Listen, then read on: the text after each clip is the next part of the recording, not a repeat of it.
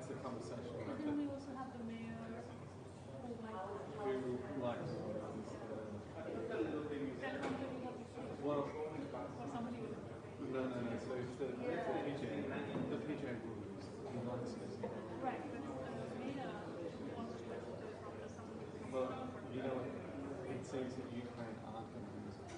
I know, it's because they don't want to pay. Even though you said no, on Friday we didn't need the teleconferencing. So BSS is wonderful. We told them no, but if you want to designate to BSS, so they're the ones that drive BSS. So BSS is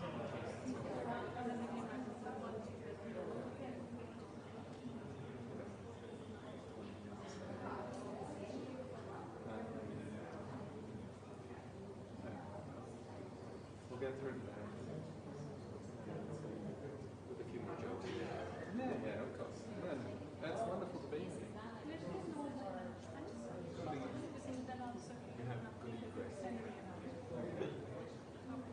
I will, so the PJ is in here till 12, so after he's finished that, I don't think he's coming in, so I'll try to speak to him and say, this is the situation, do you want to keep the program? If you do, we'll do Thursday and leave it up to the students. No. Well, why take so done? No, it's just office. We checked with them and they they might reconsider whenever it else. currently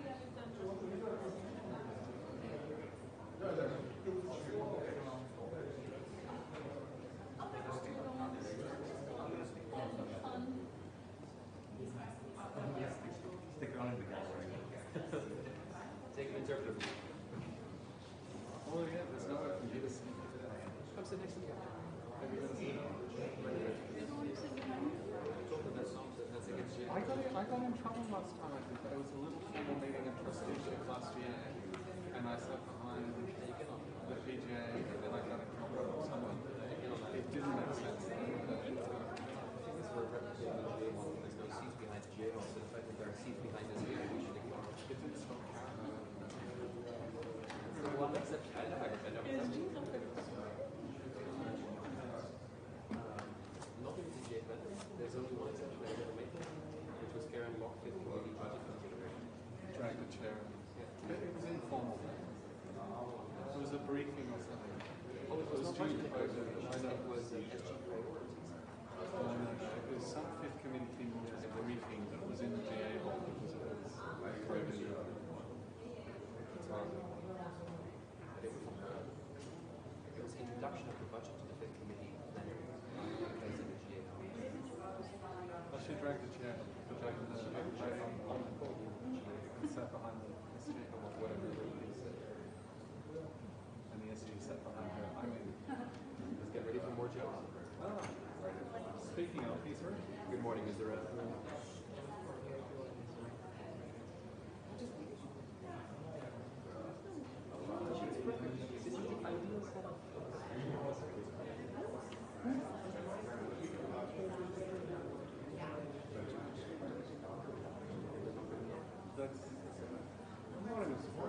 Morning, sir.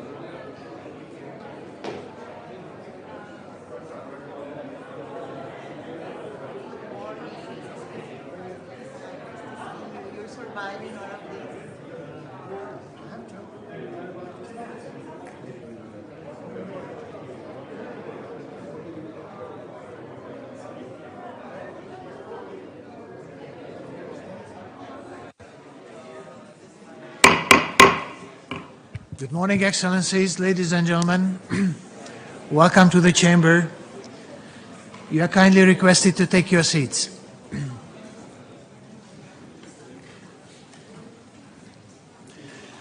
The 88th plenary meeting of the General Assembly is called to order.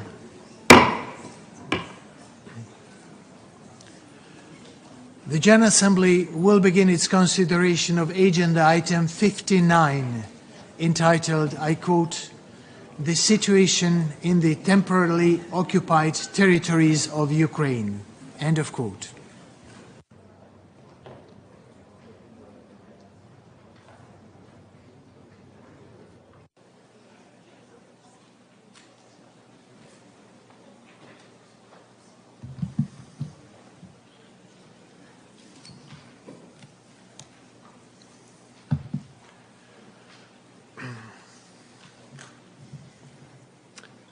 Honorable Ministers, Excellencies, ladies and gentlemen, we gather today for a so-called regular and scheduled debate. But this situation is far from regular. 509 days of war, tens of thousands of deaths, scores of thousands of injured, almost 6 million refugees scattered across Europe, and over 6 million internally displaced people facing uncertainty, an uncertain future. Is this what means to uphold the UN Charter? Is this what means to, let me quote, refrain from the threat or use of force against the territorial integrity or political independence of any state? For 17 months now, the fundamental principles we all agreed to cherish are being violated daily. To speak of principles may sound theoretical or even philosophical, but these are far from abstract. They are concrete, and when we tolerate this erosion, these are the symptoms. The targeting of critical civilian infrastructure, the use of ecological warfare, threatening the world with nuclear warfare, consistent and systematic violations of international law, and widespread and well-documented violation of human rights law. These relentless acts of warfare severely undermined trust within and in our institution. Allow me to express myself clearly, just as in the UN Charter.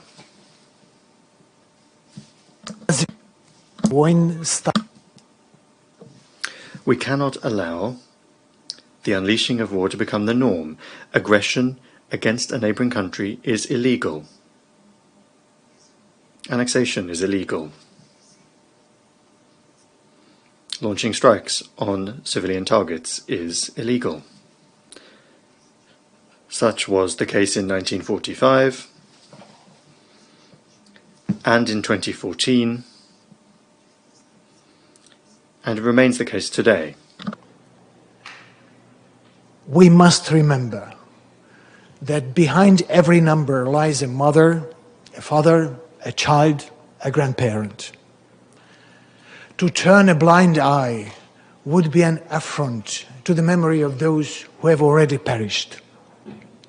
While the Security Council has failed to adopt a single resolution related to this conflict, the General Assembly, resolute and active, has not let the international community become numb to this war.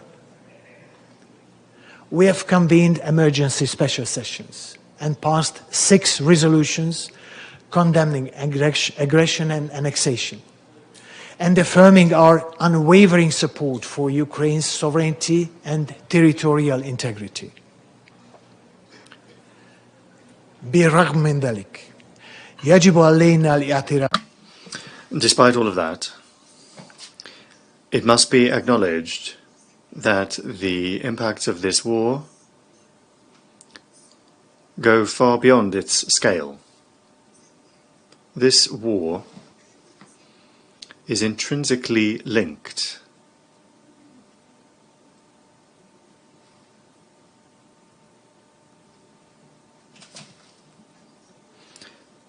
to our sustainable development agenda and the sustainable development goals. إنها تشكل. This war constitutes a serious threat that risks jeopardizing the prospects for a sustainable future for humanity and the planet. And how can we expect to effectively address food and energy insecurity, climate change, water security, and biodiversity loss when conflicts have ripple effects across the globe? Pour faire simple, To be quite frank, this war is fundamentally irreconcilable with the implementation of our shared goals, which we hope to accomplish in order to ensure the survival of humanity. We do not need nations to fight one another at a time when we have a common enemy, the cascading crises around the world.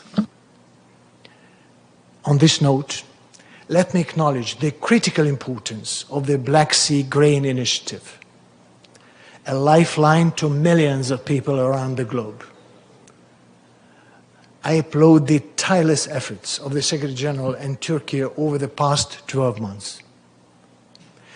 I deeply regret the decision by the Russian Federation to not extend this vital instrument.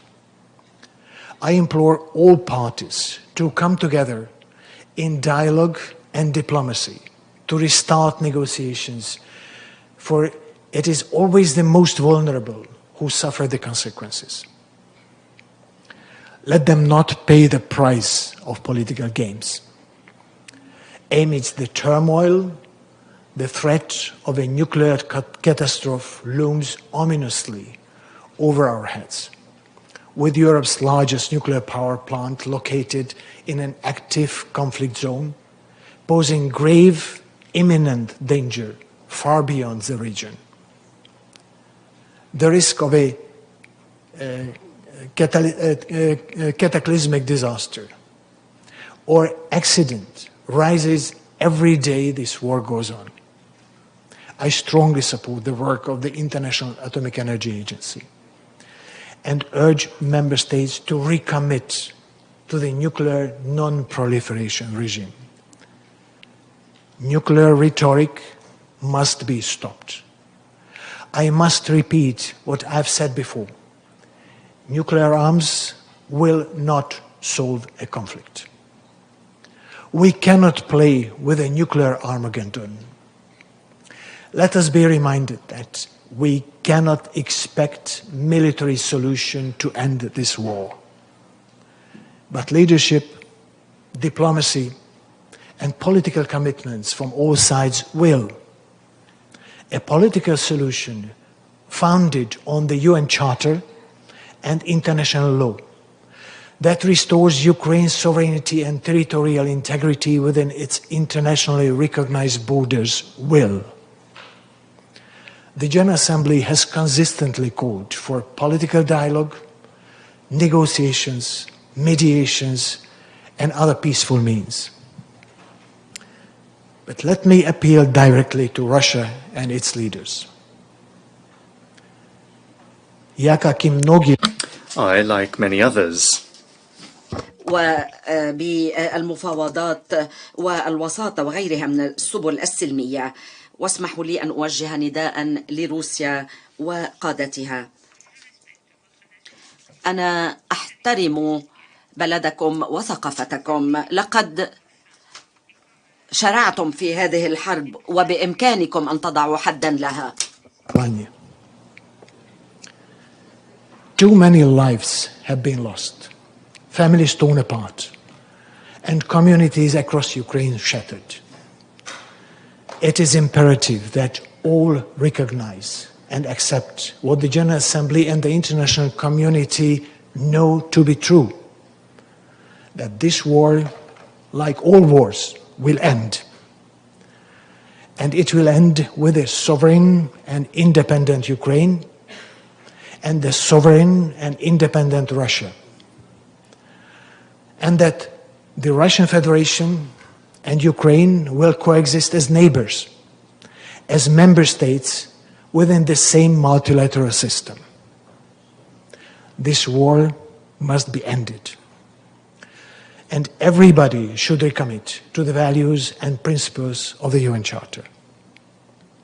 I urge member states to redouble their efforts to help achieve peace. I thank you.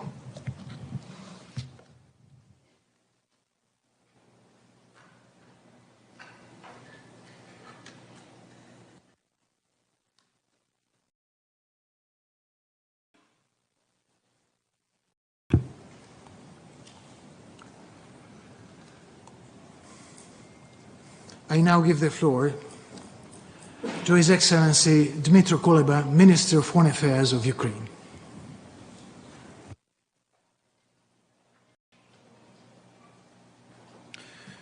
Mr. President, thank you for your statement. Distinguished representatives, today we debate item 59, the situation in the temporarily occupied territories of Ukraine. But I believe that no figures or statements can make one feel and comprehend what is really going on in Ukraine's occupied territories. This is why I want to give voice to Ukrainian children who went through occupation and suffering.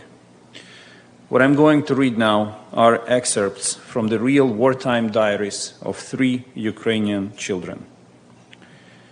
8-year-old Yegor Kravtsov, March 3rd, 2022. He was writing his diary inside of the blockaded Mariupol. I quote, "I slept well, woke up, smiled, and counted till 25. Also, my grandpa died. I have a wound on my back. Skin is torn out. My sister has a head wound. Flesh is torn out of my mother's arm, and she also has a hole in her leg." End of quote. On the next day he wrote, I quote, "My birthday is coming. During this time, since February 24th, 2 of my dogs died, my grandma Hala and my beloved city of Mariupol." Another Ukrainian girl, Violetta Gorbachova, was 13 when the full-scale invasion began. She has spent around 4 months in occupied Novakhovka. On February 2022, she wrote, I quote, "We don't go outside at all. I'm scared that if I step out of the block, they will shoot me down. The streets are almost empty. Dad goes to work and brings goods. The village across from the hydroelectric plant is being shelled. I'm texting my friend there, but he doesn't respond. It is scary to think how many people I know may soon die." In May 2022, she wrote, I quote, "Mom tells us not to go for a walk to places where there are no people, because many girls get raped. On May 27th, all mobile networks were fully shut down. People stood near a closed cafe like zombies in small groups because the local Wi-Fi still worked there." The third girl, Arina Pervunina, was 11 when Russia launched its full-scale invasion. She was hiding in a basement in an occupied village. She was afraid that Russian soldiers might rape her and called her father. who was in the government-controlled area. She was crying and asking him to take her away. In an effort to save his daughter, he somehow managed to drive to the village, but on their way back, Russian soldiers opened fire on the car and killed her father in front of her. 1 week later, she wrote in her diary, I quote, "I don't want to live. What is this life without a father? Am I such a helpless child who cannot do anything on her own? But this is probably a punishment for me, maybe because I failed to keep silent. I called my father that day instead of just carrying on. Had I not called, everything would be fine. Everyone would be alive. I hate myself. Why am I so helpless?" End of quote. She still addresses her father in the diary now. Almost every entry begins with the word Daddy. On May 26, she wrote, "Daddy, I just finished my 7th grade and I have really good marks. I love you so much. I will do everything to make you proud of me. Love you, Daddy." These lines are impossible to read without tears, and these are the only lines that I managed to bring here, but there are thousands of children like this who go through the same suffering. Arina gave me this diary. It sparkles. She should have been entering her thoughts about her life, about boyfriends, about new music. But it's full of pain and suffering instead. She allowed me to read out these intimate entries, and I'm grateful to her for her bravery. Now you know how Ukrainian children feel and what Ukrainians have been going through for almost 1.5 years. Why have these and millions of other Ukrainian kids been robbed of their childhoods? Only because Putin has an imperial tumor in his head, because Russia doesn't mind the suffering of children to achieve its sick political goals. I have no doubt many of you in this room have kids, and you would never want them to live through hell like this. No kid in the world, neither in Ukraine nor in any other country of the world, deserves it. No political reason can justify a tear of a child. Distinguished delegates, the Russian invasion deprived all of Ukraine's 7.5 million children of their normal lives. Almost 2/3 of them have been internally or externally displaced. Russia has killed at least 494 Ukrainian children and injured 1,052 more. At least 379 have gone missing during hostilities.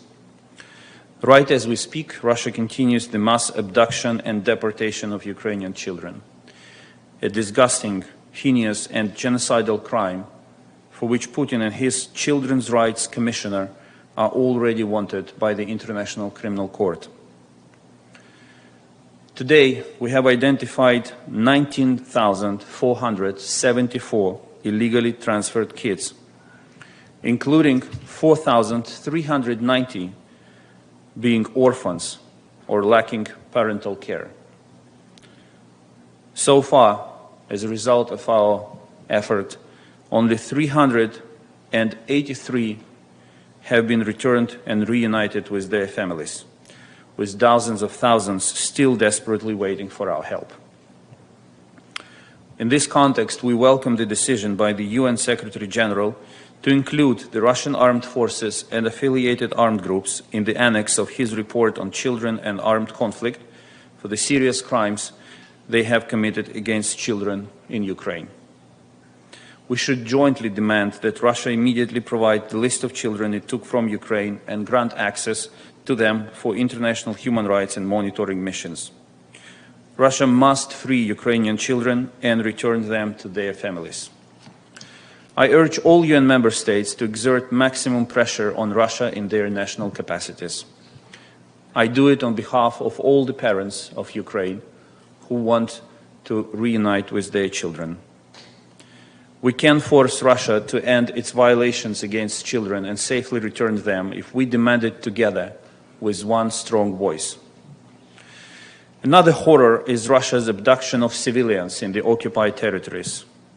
According to Ukraine's national police, since the beginning of the full-scale invasion, 8,800 civilians have become victims of enforced disappearances and remain illegally detained, with more than 10,200 people considered missing. Detention of civilians may constitute war crimes and crimes against humanity, according to Article 7 and 8 of the Rome Statute. But given the scale of this mass unlawful practice by Russian occupiers, we are not just talking about isolated cases. We are talking about Russia taking civilian hostages as a tool of its genocidal war. No other conflict in modern times has seen such crime on such a scale. The international community lacks tools to address this problem. For instance, unlike prisoners of war, civilian hostages cannot be returned in exchanges because this would only prompt Russia to abduct many more. We urgently need new international instruments for punishing the abduction of civilians and ensuring the safe return of civilian hostages. And I propose that we begin to develop such instruments. Dear colleagues, the stories of Ukrainian children that I read today show that Russia's war has brought immense suffering. However, Russian aggression against Ukraine is not the only war going on in the world.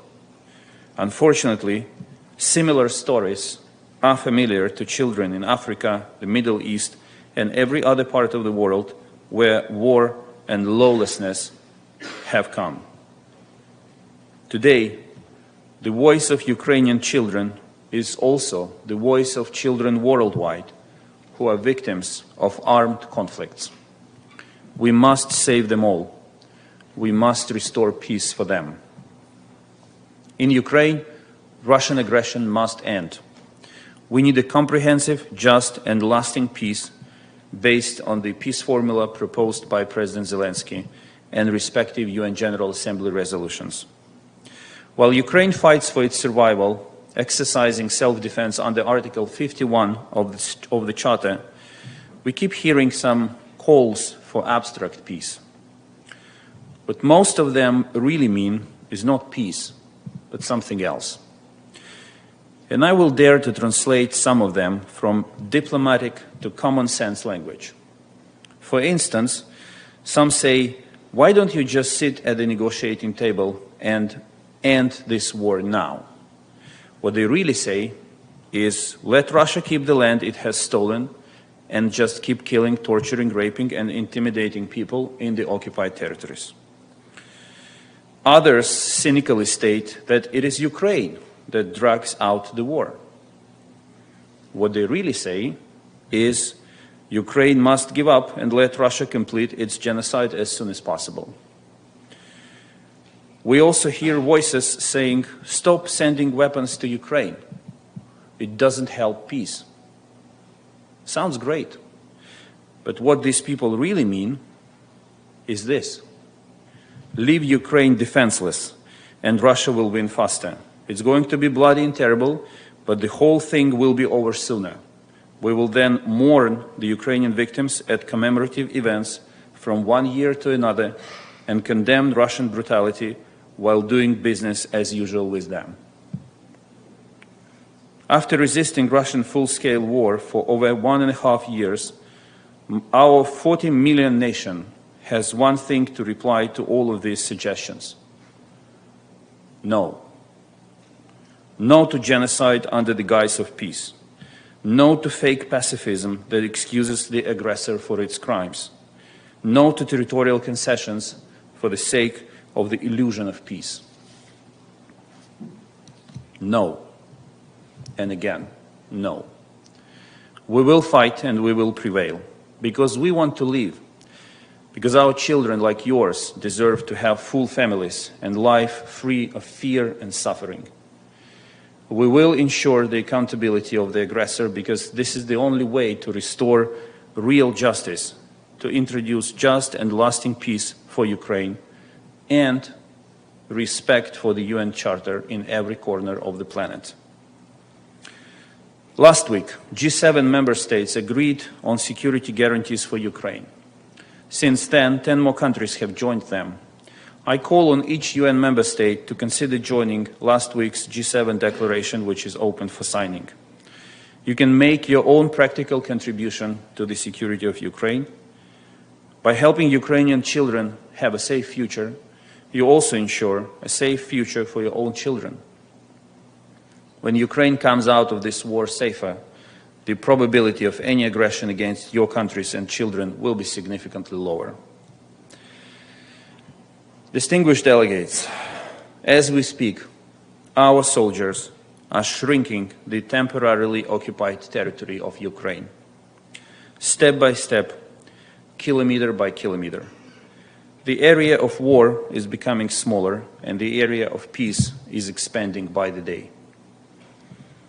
Every step forward made by a Ukrainian soldier is a step towards peace. Each liberated kilometer is a kilometer of safety where Ukrainian children will be able to live their lives without fear of being raped, stolen, or killed. Every liberated kilometer also means additional Ukrainian grain to feed the world and ease the global food crisis. The cost we are paying for these kilometers is the lives of our people. And when foreign customers receive Ukrainian grain, I want them to understand that each kilogram of it was paid for with the ultimate price, the lives of our soldiers. And Russia kills not only our soldiers. Yesterday it killed the vital grain deal, the one that helped save millions of people from the threat of hunger. And just as we are fighting to protect life in Ukraine, we will be fighting to restore food lifeline for the world. With 603,700 square kilometers free of invaders, peace will be fully restored. This is the size of Ukraine. And I urge all states to be realistic about this. Some wars are not simply conflicts between two parties. Some wars are wars of aggression, with one country bluntly attacking and trying to destroy the other. Some wars are genocidal. They cannot be ended by simply sitting down and allowing the aggressor to take what it believes is his. These wars need to be won, unfortunately, on the battlefield and at a high cost, so that the aggressor drops plans to conquer and kill and learns the lesson. I take this opportunity to thank all those of you who have taken a strong position on the side of truth and rely on your further resoluteness in defense of the purposes and principles of the UN Charter. I call on all others not to pretend to be neutral anymore. There is no place for neutrality in a situation of genocidal war and mass atrocity crimes. My wish, and the wish of millions of Ukrainians, as well as the wish of Ukrainian children who allowed me to read out their diaries to you, is for this war to end as soon as possible with Ukrainian victory and the restoration of a just and lasting peace. When this happens, there will be no longer Item 59, the situation in the temporarily occupied territories, because there will be no occupied territories of Ukraine, and no other Ukrainian child will have to suffer. And let's be true to ourselves about how this can be achieved and unite all of our forces to bring this day closer. Thank you.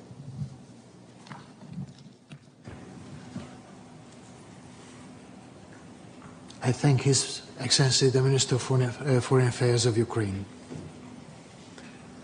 Now I give the floor to the distinguished representative of the Russian Federation.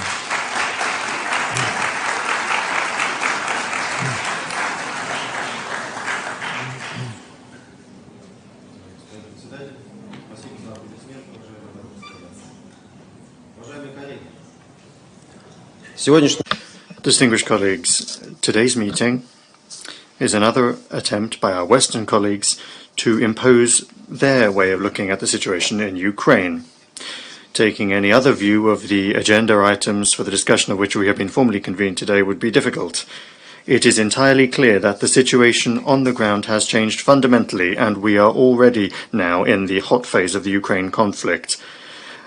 We thought it would be useful in this situation to assess the situation on the ground in our statement, and also the prospects for the peaceful settlement of the crisis in Ukraine.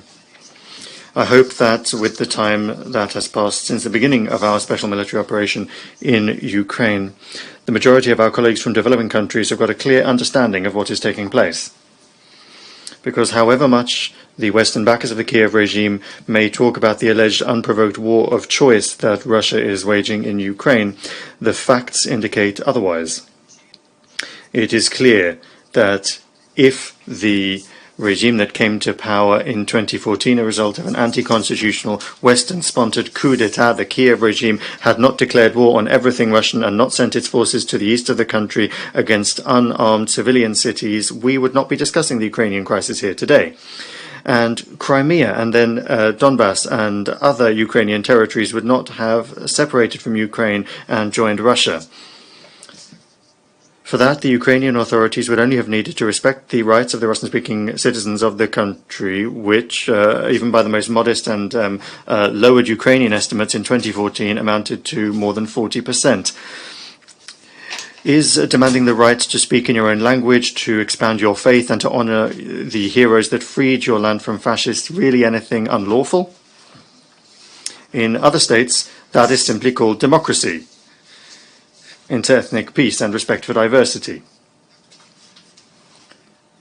That is the stance that is taken on these issues absolutely everywhere apart from in post-Maidan Ukraine, where everything Russian has been declared outside the law, and the heroes have become those who during the Second World War, together with fascists, killed tens and hundreds of thousands of peaceful Jews, Russians, Roma, Poles, and of course Ukrainians. Of course, the Ukrainian minister who spoke before me is not going to say that, because finding a rational explanation for such policies that run counter to the interests of your people are extremely difficult, if not impossible. But that is only if you see Ukraine as an independent sovereign state that is defending its own interests and on the international arena and within the country. However tragic it may be, since 2014 it has not been possible to consider Ukraine such a state. Today, it is clear that the 2014 coup was staged, managed by Western countries, first and foremost the USA, for entirely understandable aims: to turn Ukraine into an anti-Russia, to arm it, and to prepare for a war with our country. And to do that, as we all now know, the Minsk agreements were used for that purpose, which neither Kiev nor its Western sponsors were ever planning to implement. Another job was to shift the conflict into the hot phase. And that is what took place in February 2022.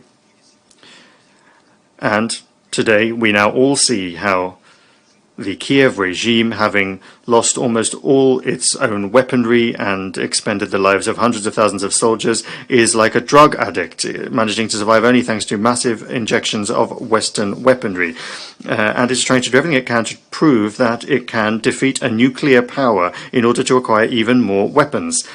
And in this vicious cycle, tens of thousands of young Ukrainians are dying, who, as we can see on social networks, are being picked up off the streets and without any particular training are being thrown into the Azov slaughterhouse. That is how they refer to the stalled, infamous counter-offensive of the Ukrainian armed forces in Ukraine. In order to distract the population from this uncomfortable reality and also the failure of the recent NATO summit, the Zelensky regime is using high-profile but militarily insignificant actions that are similar to those of international terrorists: the killing or attempted killing of public opinion leaders in Russia, the shelling of Russian regions, and also terrorist attacks such as yesterday's explosion of the Crimea bridge. This is pitiable and seems similar to the throes of death. This gives rise to the question of what are Ukrainian interests in all of this? Where do their interests lie? We know where the interests of the West lie: to pit two fraternal peoples against one another in the good old colonial traditions to try to weaken and bleed Russia dry as much as possible to prevent its re-emergence as a global power, or to try and delay the emergence of a new multipolar world. Getting rid of your old used-up weapons in Ukraine, to test new weaponry there, and also to get more money out of taxpayers to rearm your own armed forces. And at the same time, to give an opportunity for the arms industry to earn some money. Of course, that's not without self-interest for the upper echelons of power. Where are Ukraine's interests in all of this? To become an impoverished, deindustrialized country. That process, as we know, began immediately after the signing of the Ukraine-EU Association Agreement, that has lost a large part of its working-age population as labor migrants to the West. Or to poison the fertile soil with depleted uranium shells provided by the UK, or cluster munitions provided by the US, to raise an entire generation to hate everything foreign, to be blatant nationalists, or to honor Nazi criminals, to provide your citizens as guinea pigs for American biolaboratories in Ukraine, because this is the legacy that Zelensky will leave behind. Zelensky, who was elected by almost 3/4 of voters in 2019 thanks to slogans about protecting the Russian language and his efforts to peacefully resolve the problem in Donbass. That is to say, thanks to promises, none of which he has even attempted to keep. He will also leave behind him incredible corruption and rampant totalitarian dictatorship, where opposition and freedom of speech are prohibited, where dissenters or anyone suspected of sympathizing with Russia is thrown in jail or gaffer-taped to lampposts in the streets, where unprecedented hounding takes place of the canonical Orthodox Church with raids and seizures, arson of churches, arrests, and the punishment of clergy and parishioners. Is that where the national interests of Ukraine lie? I very much don't want to believe that, because we continue to see Ukrainians as brothers and sisters, and we are always prepared to live in good neighbourly peace and harmony, as was the case before 2014. Several millions of Ukrainians voluntarily settled in Russia following the Maidan coup and the beginning of the hot phase of the Ukrainian crisis.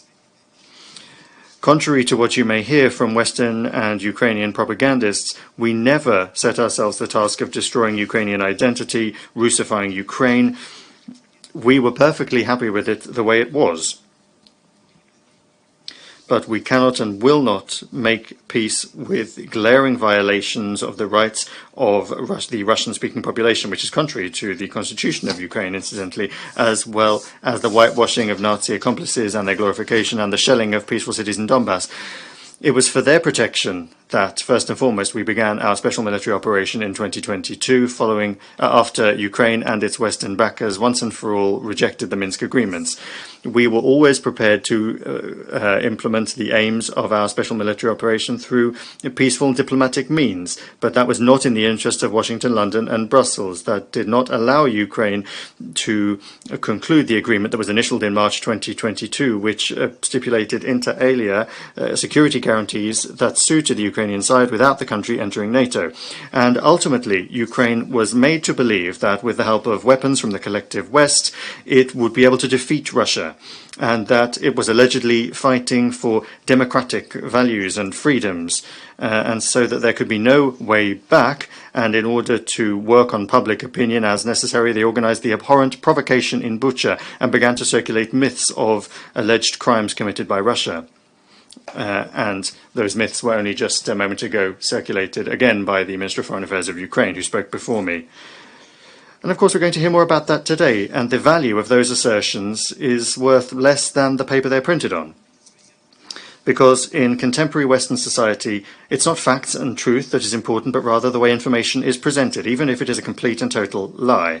We've already been through this in the accusations of Russia's interference in American elections, the destruction of Flight MH17, the poisoning of Skripal and Navalny.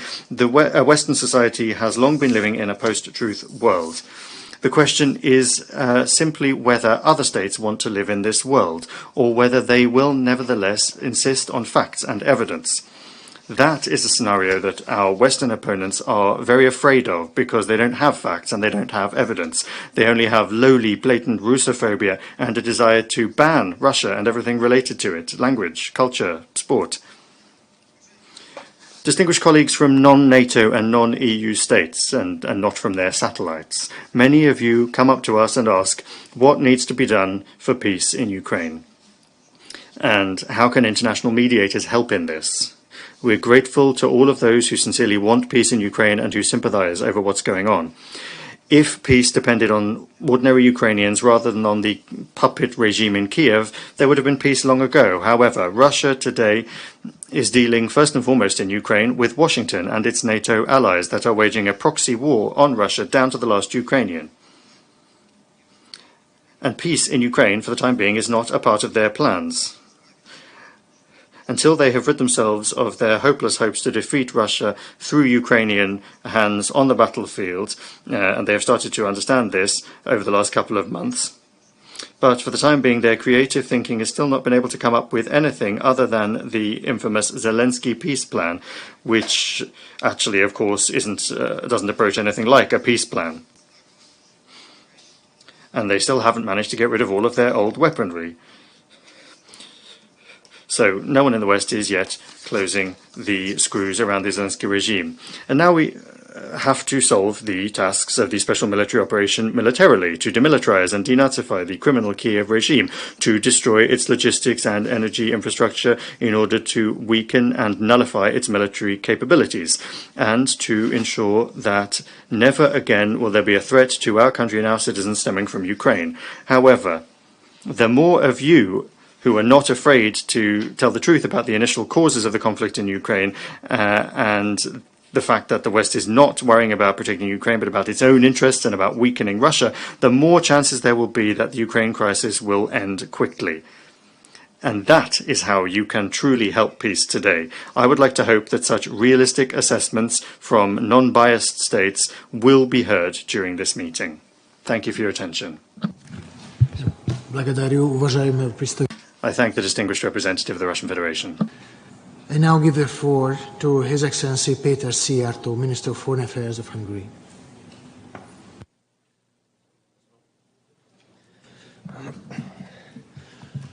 Tisztelt Elnök úr, dear Mr. President, dear colleagues, your excellencies, I take the floor on behalf of a country which has been living in the neighborhood of the war for more than 500 years now.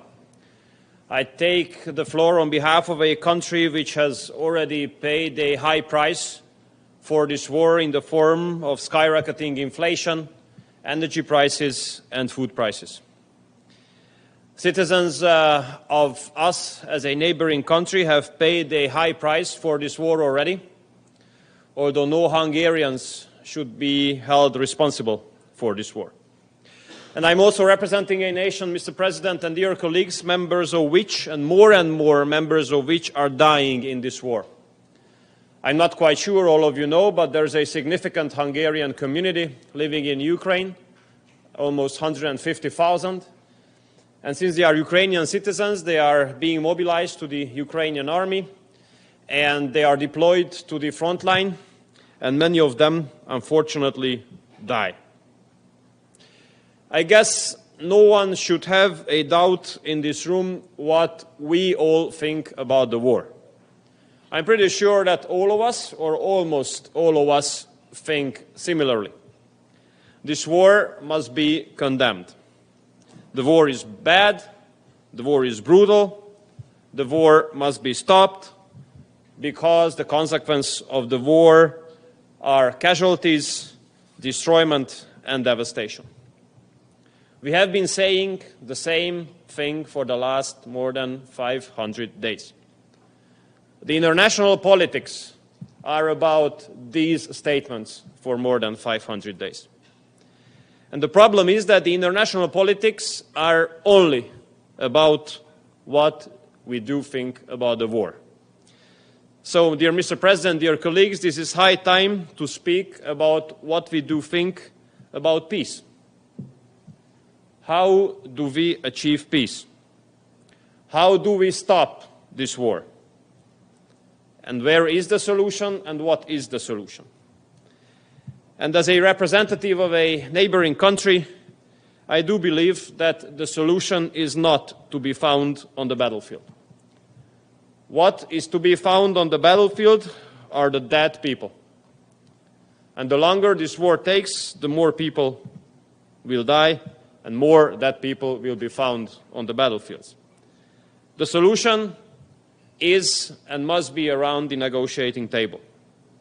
And the sooner the negotiations will be started, the less people will die. Of course, we hear those opinions and statements which say that it's too early to start negotiations. Our opinion is different. It would have been very late to start discussions yesterday. And it's late to start discussions tomorrow, and the later discussions will be started, the more people will die. So those who argue in favor of later start of dialogue and discussion are bringing the risk of more casualties, of more children losing their daddies, and the reconstruction to be longer and much, much more expensive.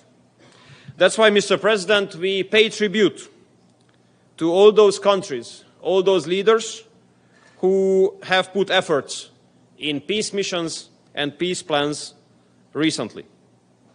We appreciate the efforts of the Holy See. We appreciate the efforts of the African countries. We appreciate the efforts of the President of Turkey. And we do appreciate the efforts of the People's Republic of China. And we do believe that these efforts should be strengthened. And it would be great if UN could serve as a platform for such kind of dialogue.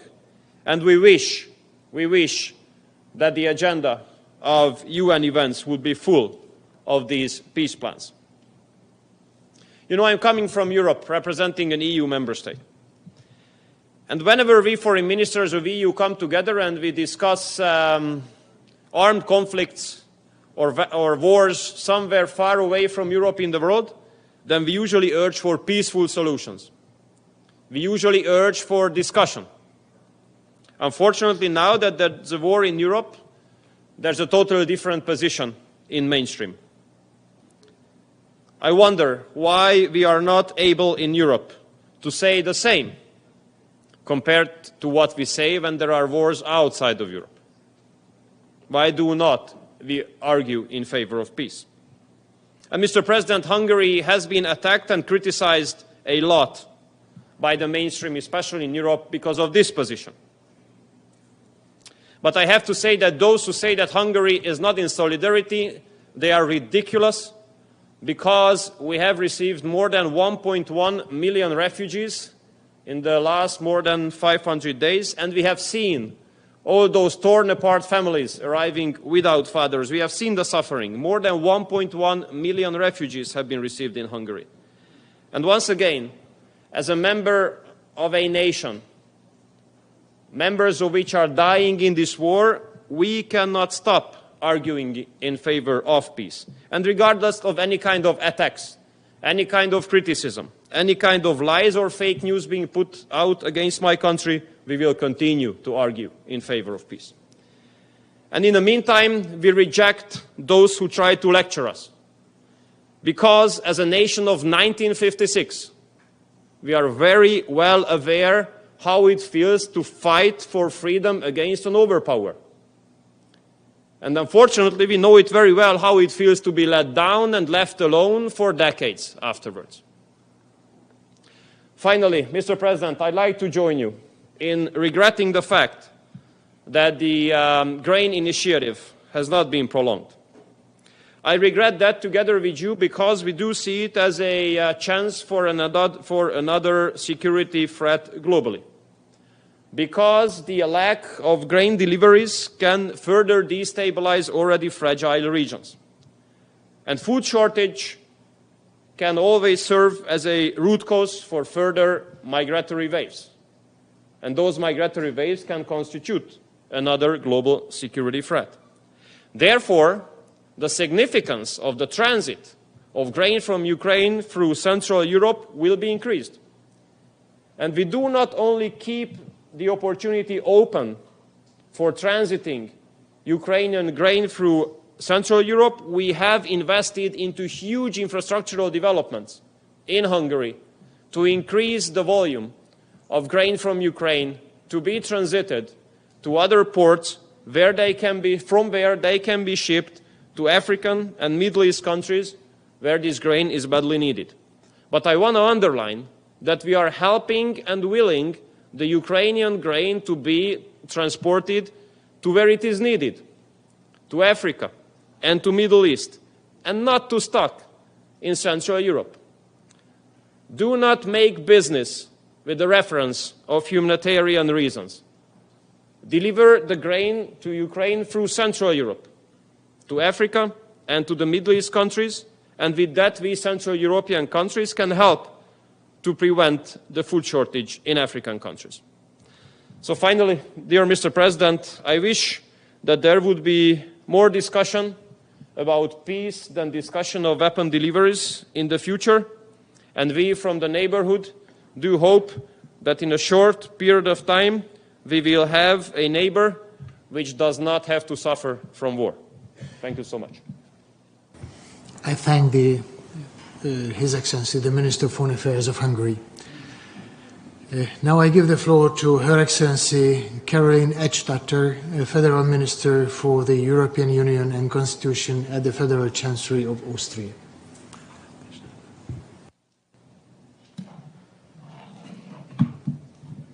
Mr. President, Excellencies, almost 1.5 years have passed since Russia launched an unprovoked, unjustified and illegal war of aggression against its neighbor, Ukraine. As I already stated yesterday in the Security Council, and as we heard today from the Ukrainian Foreign Minister, Dmytro Kuleba, in his moving statement, with terrible consequences for the civilian population and the natural environment, unspeakable human suffering, millions of people having their lives uprooted and their livelihoods destroyed, thousands of civilians falling victim to missile attacks, thousands of hectares of nature reserves and ecosystems eradicated. I have witnessed the destruction and horror of this war myself during my visit to Ukraine last November. I, myself, had to take shelter from the missiles falling on Kiev. I saw destroyed residential buildings where so many people have lost their lives. Ladies and gentlemen, we must never get used to this reality. Indeed, we should never get used to any war around the world. Like all wars, this war of aggression must end. I reiterate my call on the Russian Federation to immediately and without any condition withdraw its forces from all of Ukraine within its internationally recognized borders. And I call on us, here in the General Assembly. We cannot not stand on the sidelines while the most fundamental principles of our legal and security order are under threat. None of us should remain silent when the sovereignty, territorial integrity and independence of a state is attacked, when our UN Charter is violated. With implicit but unmistakable nuclear threats, the Russian Federation has irresponsibly elevated the already unacceptable risk inherent in nuclear weapons. The catastrophic consequences would affect us all. Now is the time to ensure that the taboo against any use of nuclear weapons is safeguarded. Now is the time in the General Assembly and other competent institutions to redouble our efforts for real nuclear disarmament. In this respect, I welcome the policy brief on a new agenda for peace issued yesterday by the Secretary General. Today's debate focuses on the situation in the temporarily occupied territories of Ukraine. This debate reminds us that this war did not start in February 2022. Indeed, the Russian Federation has been violating the UN Charter since the illegal occupation and annexation of Crimea in 2014. Since then, we have seen ethnic minorities such as the Crimean Tatars targeted, the freedom of expression curtailed, and access to independent human rights monitors denied. Throughout occupied Ukraine, human rights violations have reached a new dimension. Ukrainian citizens such as Bucha and Mariupol have become synonymous for unspeakable human suffering, atrocities committed against the civilian population, rape, torture, and extrajudicial killings. The Independent International Commission of Inquiry on Ukraine concluded in its last report that the Russian authorities have committed numerous violations of humanitarian and human rights law, including a wide range of war crimes. It also found that the Russian attacks on Ukraine's energy-related infrastructure and the use of torture by Russian authorities may amount to crimes against humanity. Women, girls, men and boys have become the victim of rape and other forms of sexual and gender-based violence. I deplore these acts and their widespread use as a weapon of war. In our bilateral humanitarian support to Ukraine, Austria has therefore placed special emphasis on the protection of women and girls. There can be no peace without justice and accountability. All of these crimes must be investigated and perpetrators held account. We fully support all efforts to do so, including by the International Criminal Court and the Commission of Inquiry. Austria stands in full solidarity with Ukraine, the Ukrainian government, and the Ukrainian people. Since the beginning of the war, the total support by Austria amounts to over 152 million. Only recently, we provided 2 million euros for humanitarian demining. The focus of our support lies on winterization, energy support, and basic needs. Over 500,000 displaced Ukrainians have transited through Austria, and nearly 100,000 have sought protection by registration in our country. Austria also stands ready to continue its support towards reconstruction and economic recovery. We do so in close collaboration with the Austrian private sector, which remains strongly and actively engaged with over 200 companies represented in Ukraine. Excellencies, ladies and gentlemen, I cannot close without referring to the global consequences of this war on food security, energy prices, and inflation. I commend the Secretary General and President Erdogan of Turkey for their leadership in facilitating the Black Sea Initiative. This initiative shows us that even in difficult times, there is room for diplomacy. I again urge Russia to reconsider its decision yesterday announced and to enable the continuation of the Black Sea Initiative. Let me also reassure you that we listen to partners from all around the world. We have heard the concerns and understand that we must not lose sight of the global consequences of this war. We must also not forget other crises, which is why Austria is continuing its strong and persistent financial support to humanitarian efforts in the crises and conflicts around the world. Excellencies, Ukraine, like every independent state and member of the UN, is entitled to the stability and security of a comprehensive, just, and lasting peace. A peace based on international law and the UN Charter. Earlier this year, an overwhelming majority of 141 states came together in this assembly to support exactly that. The General Assembly called on Russia to stop this war, to stop the suffering of Ukraine's population, to stop the nuclear threats, and to stop the blatant breaches of the Charter, including the illegal attempt to annex whole regions of Ukraine. Let us use this overwhelming support and our common strength to do everything to stop this war, ensure a just peace for Ukraine, and bring all perpetrators of war crimes and crimes against humanity to justice. I thank you. I thank the Federal Minister for European Union and Constitution at the Federal Chancellery of Austria. Now I give the floor to His Excellency Peter Balik, Minister of Investment, Regional Development and Information of the Slovak Republic.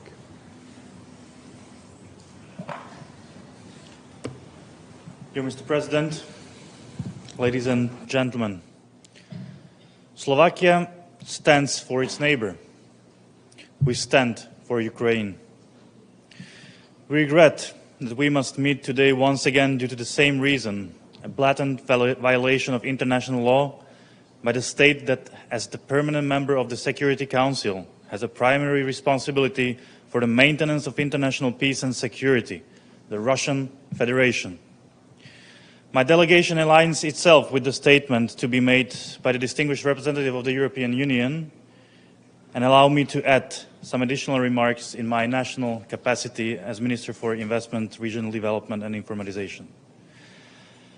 Russia demonstratively continues to disregard the principles of the UN Charter, including the prohibition of use of force and development of friendly relations. On the other hand, what Russia undoubtedly is familiar with is chaos, destruction and suffering as for more than 500 days. Since it decided to start its senseless war of choice, Russia has made lives of Ukrainian citizens a living hell.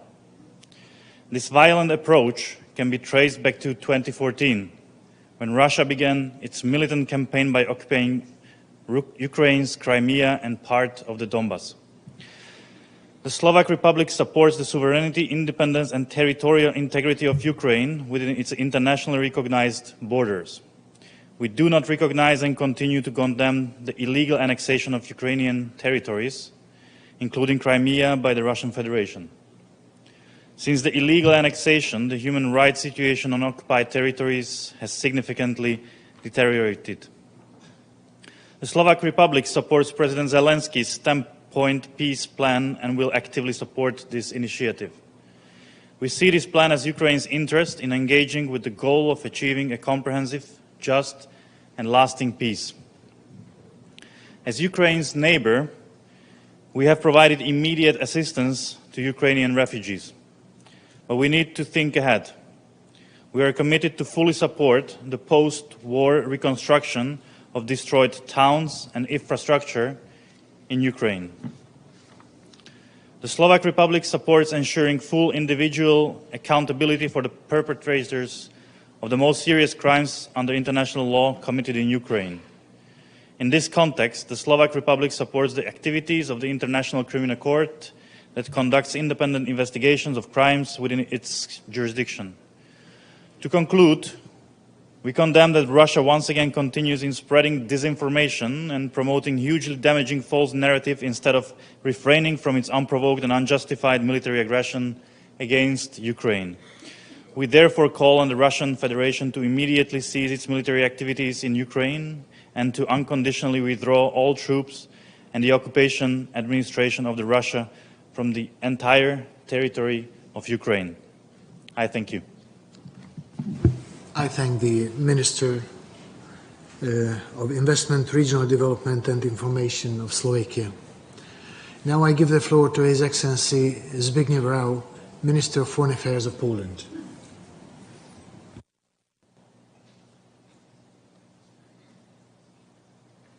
Thank you, Mr. President. Excellencies, ladies and gentlemen, these days we are dealing with a new phase of colonialism. Over 500 days into the Russian aggression against Ukraine, we should have no doubt that Moscow is waging a 21st century colonial war against its neighbor. Unlike regular wars, where the goals of the belligerents are limited, colonial wars tend to be absolute. The aggressor seeks to exert total and permanent control over the conquered territory and its population. The war in Ukraine has its long shadow. For the people on the temporarily occupied Ukrainian territories, it started long before the full-scale invasion in February last year. In addition, even if the aggressor withdraws its forces immediately, the aftermath will remain much longer. Meanwhile, we keep receiving alarming reports of human rights violations in Ukraine that are committed by the Russian forces. We see the territories occupied by Russia become lawless zones. The Russians run a system of filtration camps that serves as instruments of terror against Ukrainians. Those who refuse to accept the Russian citizenship are intimidated, threatened with deportation or loss of property, among other oppressions. We are deeply concerned with forcible displacement of Ukrainian children. We are also appalled by the deteriorating humanitarian situation in the occupied territories. Limited access to drinking water in the destroyed towns and an emerging threat of cholera are a sad reality. Moscow repeatedly proves that it's capable of actions which, by all intents and purposes, constitute not only a series of violations of humanitarian and environmental law, but also bear the hallmarks of a war crime. We have seen drastic examples of such acts, the destruction of the Nova Kakhovka Dam or continuous air and artillery attacks on civilian targets. Recent weeks show that the conflict may be further accelerated by the mercenary groups. These mercenaries are trained for terrorist and sabotage activities and can be used with the purpose of hybrid war against neighboring countries. For example, through enhancing the artificial migratory pressure on the borders with Poland and the Baltic states.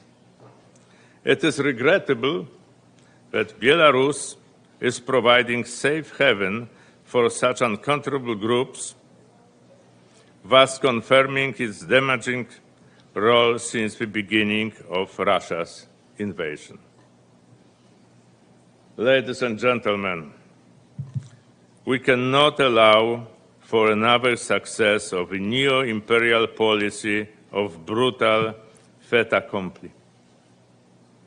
We need to support Ukraine's sovereignty and territorial integrity within its internationally recognized borders. We demand that the perpetrators be accountable and that we take concrete steps to this end. We need to stand with those who chose freedom, not bondage, with those who chose peace and security, not a brutal aggression, with those who chose the chapter of the United Nations and not the ruthless dictate of the stronger over the weaker. This is a political necessity and a moral obligation of the whole international community. Thank you. I thank the Minister of Foreign Affairs of Poland. Now I give the floor to His Excellency Jean Asselborn, Minister of Foreign and European Affairs of Luxembourg. Monsieur le Président. President, Luxembourg aligns itself fully with the statement of the EU. Allow me to add these considerations in our national capacity. I thank you for convening this debate on the situation in the temporarily occupied territories of Ukraine. My colleague and Ukrainian friend, Minister Kuleba, has just described in a poignant fashion what is at stake in this debate. As Russian armed forces continue to bombard Ukrainian towns and take the civilian population as their target, I would like to reiterate here the full solidarity of Luxembourg with the government and people of Ukraine. Luxembourg condemns Russian aggression against Ukraine in the strongest possible terms. Ukraine resolutely supports the independence, unity, sovereignty and territorial integrity of Ukraine within its internationally recognized borders in accordance with the resolutions adopted by the General Assembly since 2014. The Ukrainian regions of Donetsk, Luhansk, Kherson and Zaporizhia and Crimea are an integral part of the territory of the Ukraine. The actions of Russia are not just an infringement of the sovereignty and territorial integrity of Ukraine, they also undermine the very principles of the United Nations, multilateralism and the international order founded on the rule of law and the sovereign equality of states. Luxembourg has been victim of the crime of aggression on 2 occasions in the previous century when the UN did not yet exist. It is precisely in order to put an end to the illegal use of force that the United Nations was founded.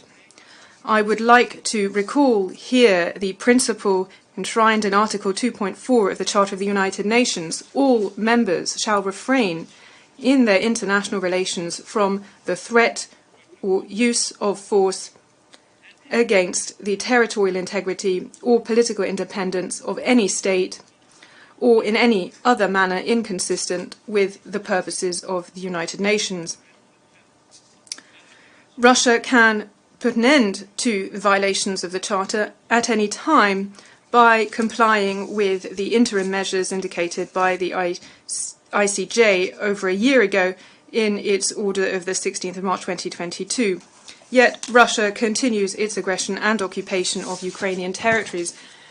We are deeply shocked by the indiscriminate violence and the growing number of accounts and reports of attacks of an unspeakable brutality against civilian infrastructure, including schools and hospitals, rape and other forms of sexual violence that particularly target women and children, as well as the deportation of Ukrainian children to Russian territory.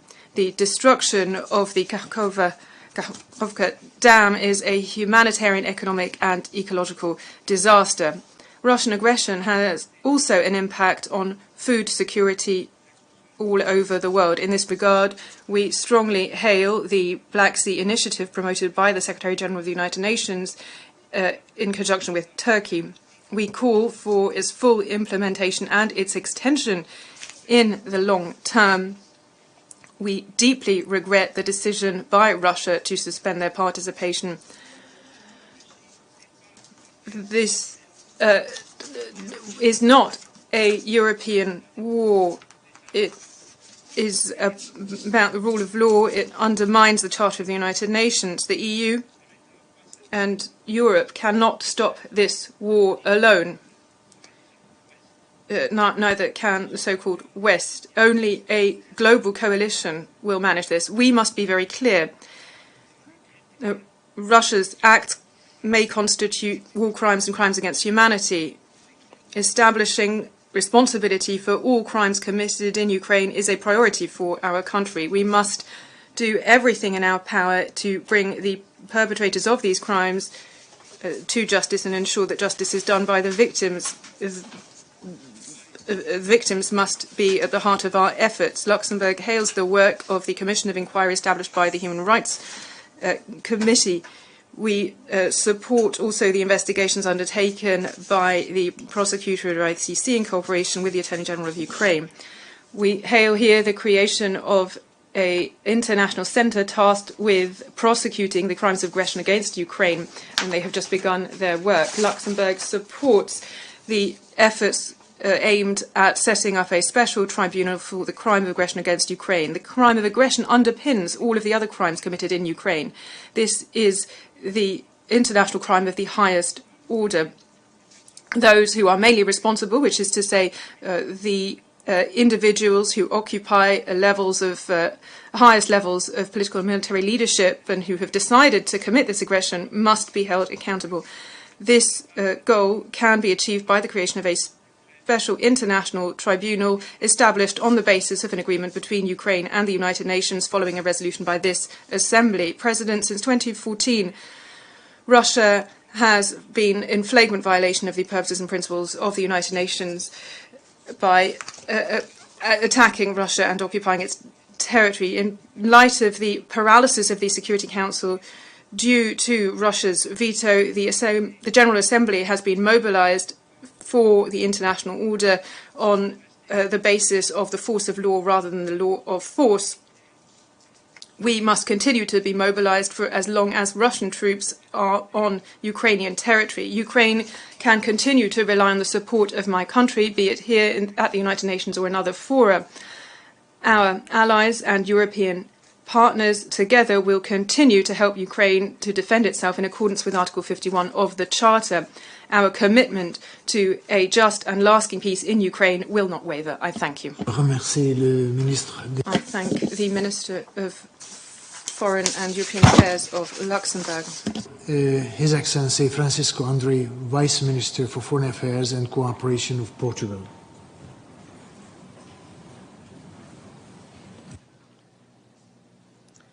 Mr. President, colleagues, Excellencies, Portugal aligns with the statement delivered by the European Union. This is the first time that we are discussing the situation in the occupied Ukrainian territory since Russia decided to launch its brutal, unprovoked and unjustified large-scale aggression against Ukraine. The Russian aggression brought with it an untold level of human suffering, atrocities, destruction, which may amount to war crimes and crimes against humanity, as we just heard from our colleague, Minister Kuleba. In the previously occupied Ukrainian territories, Russia's armed forces seized the moment of armed conflict to double down on their repressive practices.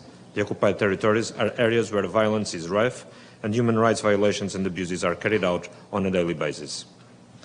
Portugal reiterates its unwavering support to the sovereignty, territorial integrity, unity and independence of Ukraine within its internationally recognized borders, including its territorial waters. It has been almost 9.5 years since Russia illegally annexed the Autonomous Republic of Crimea and the city of Sevastopol, almost 9.5 years since Russia started militarizing the peninsula.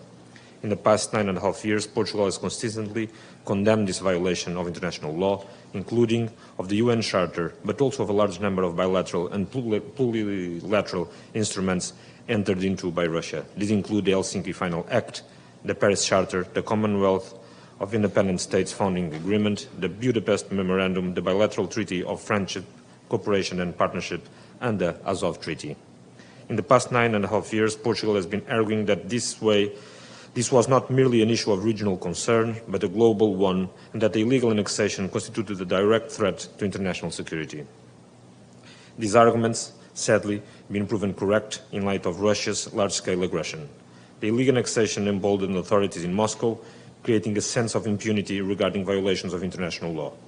Now the war in Ukraine is having world repercussions, having led to a global energy and food crisis which disproportionately affects persons in developing countries and vulnerable situations. We deeply regret the Russian Federation decisions to terminate the Black Grain Sea initiative. And as the Secretary General reminded us yesterday, ultimately participation in these agreements is a choice, but struggling people and developing countries do not have that choice. There is also a human rights crisis in the occupied Crimea Peninsula. The periodic reports by the UN Secretary General show how restrictions to civic space are increasing, how journalists, media workers and human rights defenders are persecuted and intimidated. Arbitrary detentions and enforced disappearances are on the rise. Russia is systematically disrespecting the rights to freedom of expression, freedom of movement and freedom of association. Ukrainians living in Crimea are being subject to forced conscription and Crimean Tatars continue to be targeted. Mr. President, let me turn now to the situation in the Donbass and more broadly eastern Ukraine. Last year, at the end of September, after conducting a sham referenda, Russia also decided to illegally annex Ukrainian territories of Donetsk, Kherson, Luhansk and Zaporizhia.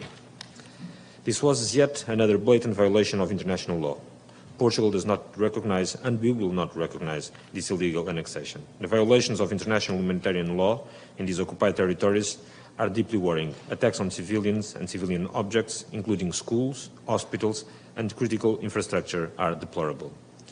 We also have credible reports from a variety of international organizations, as well from civil society, of willful killings, torture, rape, unlawful confinement, forced transfers and deportations of children. The situation in the occupied Ukrainian territories was already a deep source of international concern the last time this General Assembly debated the issue. Now, 17 months after the start of the large-scale war of aggression, the situation has become even more worrying. Portugal calls once more on Russia to give peace a chance and immediately cease its military hostilities against Ukraine. In the meantime, the international community must act to address the situation in the occupied Ukrainian territories. Acting means ensuring accountability for the systematic breaches of international law. It means advancing in prosecuting the crime of aggression. It means supporting the efforts of the International Criminal Court, the Human Rights Council and its Commission of Inquiry, the Office of the UN High Commissioner for Human Rights and its Ukraine Monitoring Mission, the OSCE and its Moscow mechanism, the Council of Europe and its Register for Damages, among others. We will continue standing up for Ukraine, for multilateralism, diplomacy and for a rules-based order and for international law. And we will continue assisting Ukraine with all means at our disposal, like we have done so far. For those who have sought refuge in Portugal, we estimate to be around more than 60,000. We will continue to ensure that their human rights, including housing, education, health and social security, are respected, protected and fulfilled. Mr. President, let me conclude by stating that international disputes must be resolved through dialogue and diplomacy, not armed conflict and occupation. But dialogue must have a clear basis. Sovereignty and territorial integrity must be respected. Violations of international law, whenever and wherever they occur, affect the United Nations as a whole and all its member states. And the international community must therefore not neglect the situation in the territories of Ukraine, temporarily occupied by Russia. This General Assembly can always count on us to stand on the side of international law, justice, accountability and the primacy of the UN Charter. Thank you very much. I thank the Vice Minister for Foreign Affairs and Cooperation of Portugal. Now I give the floor to Her Excellency Lotte Marchon, Deputy Minister for Development Policy of Denmark. Mr. President, I have the honor to speak on behalf of the Nordic Baltic states, Estonia, Finland, Iceland, Latvia, Lithuania, Norway, Sweden, and my own country, Denmark. As Russia's brutal war rages on, we must recall that Russia's aggression against Ukraine did not just start last year. No. 9 years ago, the Russian Federation launched a hybrid aggression in the east of Ukraine and illegally annexed Crimea and Sevastopol. But since the full-scale invasion of Ukraine last year, Russia has further illegally occupied and annexed parts of Kherson and Zaporizhia regions of Ukraine, in addition to parts of Donetsk and Luhansk regions, which it had occupied by proxy since 2014, all in clear violation of international law, including the UN Charter. The human rights situations in the temporarily occupied territories has severely deteriorated since 2014 and has become critical since the full-scale invasion last year. Critical reports show that residents, especially Crimean Tatars and those perceived as pro-Ukrainian, face systematic restrictions of their human rights and fundamental freedoms, such as the rights of expression, freedom of expression, religion or belief, association and peaceful assembly. Mr. President, we also continue to witness systematic violation of international humanitarian law, with reports of illegal detentions, torture, ill-treatment, summary executions of prisoners of war, and rampant use of sexual violence and indiscriminate attacks against civilians, including children and civilian objects. In addition, there are reports of illegal deportations and transfers of Ukrainian children out of Ukraine, as His Excellency, the Foreign Minister of Ukraine, are alluding to in his statement, as well as forced adoptions, which constitute a potential war crime. In this regard, we have taken note of the decision of the International Criminal Court to issue arrest warrants against President Putin and Presidential Commissioner for Children's Rights, Lyudmila Belova.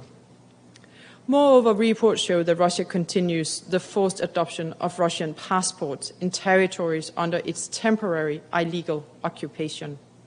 This leaves Ukrainian citizens who do not acquire Russian passports at real risk of being deported from their homes in violation of international law. And in yet another violation of international law, Russia has announced its intention to hold so-called elections in September in the temporarily occupied territories of Ukraine.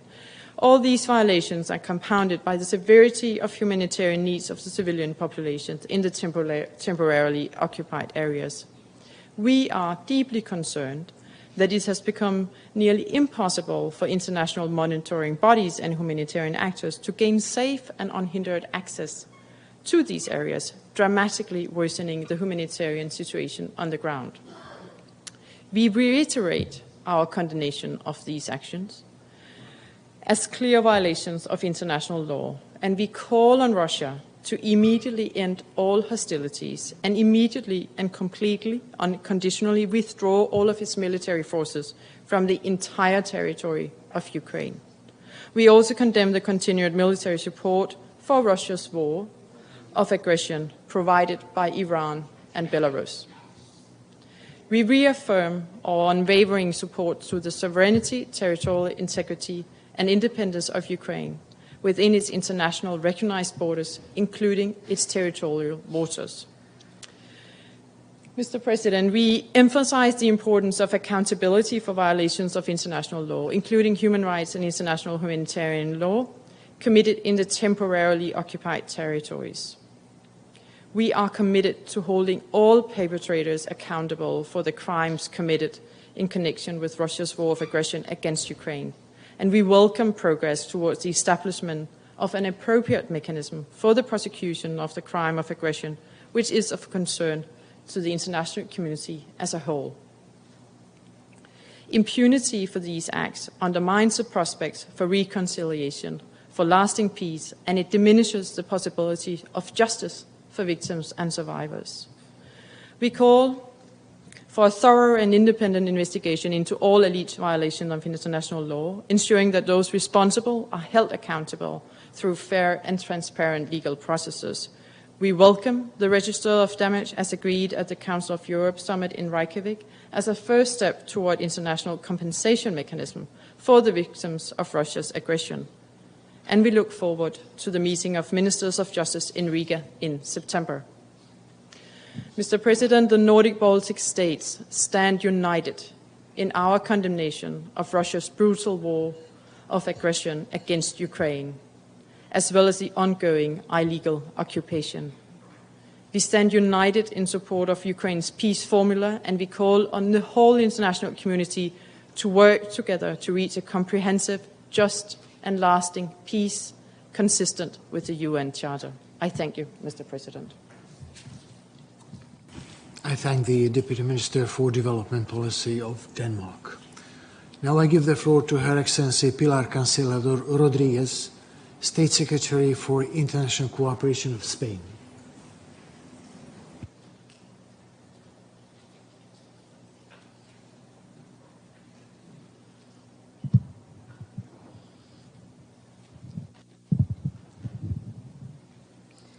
Gracias. Thank you, President. First of all, Spain aligns itself fully with the statement of the EU delegation on behalf of the Union and all of its member states. President, Spain reiterates its most categorical and firmest condemnation against the aggression of the Russian Federation against Ukraine, which is in flagrant violation of the most basic norms and principles of international law and the Charter of the United Nations, including those of sovereignty and territorial integrity of the state. The actions of Russia are an attack on the principles and fundamental values whose purpose is to guarantee international peace and security. Spain once again demands here and in all other fora the full, immediate and unconditional withdrawal of Russian armed forces from the totality of Ukrainian territory beyond its internationally recognized borders. We consider that the continuation of the armed Russian aggression and the temporary occupation of Ukrainian territory constitutes a direct attack against this organization and the values that it represents, as well as an affront against all of its members. The Russian occupation is furthermore accompanied by grave violations of human rights and international humanitarian law. Since the 24th of February 2022, the confirmed number of civilian victims in Ukraine is over 24,000 dead and injured. We fear that the real figures will in fact be far higher. Russia has aimed its attacks directly against civilian targets, including hospitals, schools, universities, and critical civilian infrastructure. In this way, they have deprived millions of Ukrainian men and women from electricity and access to heating in winter and drinking water. In addition, come the very sadly frequent attacks of extreme violence by Russian forces against civilians. Those responsible for crimes committed and massacres such as those of Bucha and Izium will not go unpunished. The perpetrators will have to answer for their actions. This General Assembly has adopted, with an overwhelming majority, 4 resolutions on Ukraine, confirming a firm rejection of the actions of Russia against Ukraine. Spain has supported all 4 of these resolutions. Today, we reiterate our full backing for Ukraine in all areas. The aim is to guarantee their effective use of their right to self-defense. Spain will continue working with its partners and the international community as a whole in order to achieve global, just and lasting peace in Ukraine. This must begin with full respect for international law and the Charter of the United Nations. President, the Russian aggression against Ukraine, a sovereign and independent state, did not begin on the 24th of February 2022. It began in 2014 when Russia illegally annexed Crimea and the city of Sevastopol, a clear violation of international law and of the Charter of the United Nations. In October 2022, the Russian authorities once again made a mockery of these norms with an attempt to annex the Ukrainian regions of Donetsk, Luhansk, Kherson, and Zaporizhia. Spain did not at that time and never will recognize the illegal annexation of all of these territories. Spain reiterates its full support to the sovereignty and territorial integrity of Ukraine within its internationally recognized borders, including Crimea.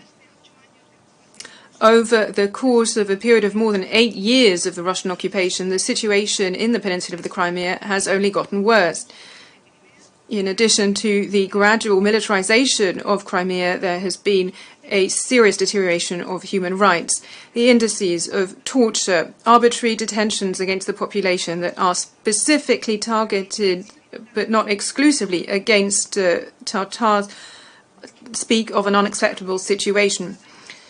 Equally unacceptable is the gradual degradation of civil, political, economic, social, and cultural rights in the temporarily occupied territories of the Ukraine by Russia. Spain reiterates its support for the work of the International Platform for Crimea, of which it is a founding member. The aim is to ensure the reintegration of Crimea into Ukraine and the full re-establishment of international law. President Spain finds that defense and promotion of international law, and in particular respect for the Charter of the United Nations, in this we find one of the key pillars of our foreign policy. The Russian aggression against Ukraine and the situation in the temporarily occupied territories are a sustained attack against the purposes and principles of our Charter. For this reason, we once again call on Russia to put an end immediately to the invasion. We confirm our continued and lasting support for Ukraine for as long as is necessary.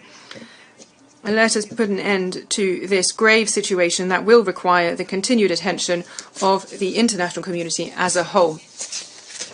War is a horror. It is inhumane, and it is particularly harsh on those who are most vulnerable in order to inflict the most pain, boys and girls and elderly, and allow me to make a specific reference to women. It is always women who are very often used as weapons of war.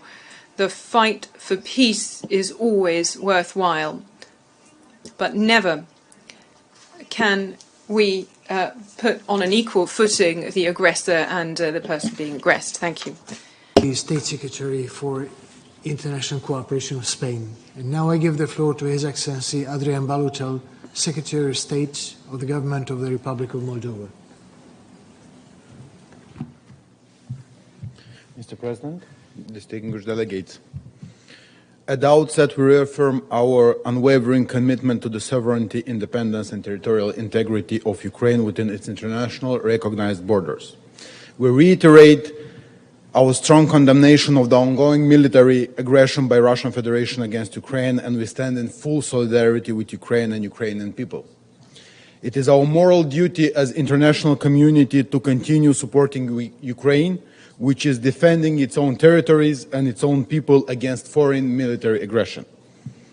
We recall that any annexation of the state territory by another state resulting from the threat, use of force, is a violation of principle of UN Charter and international law.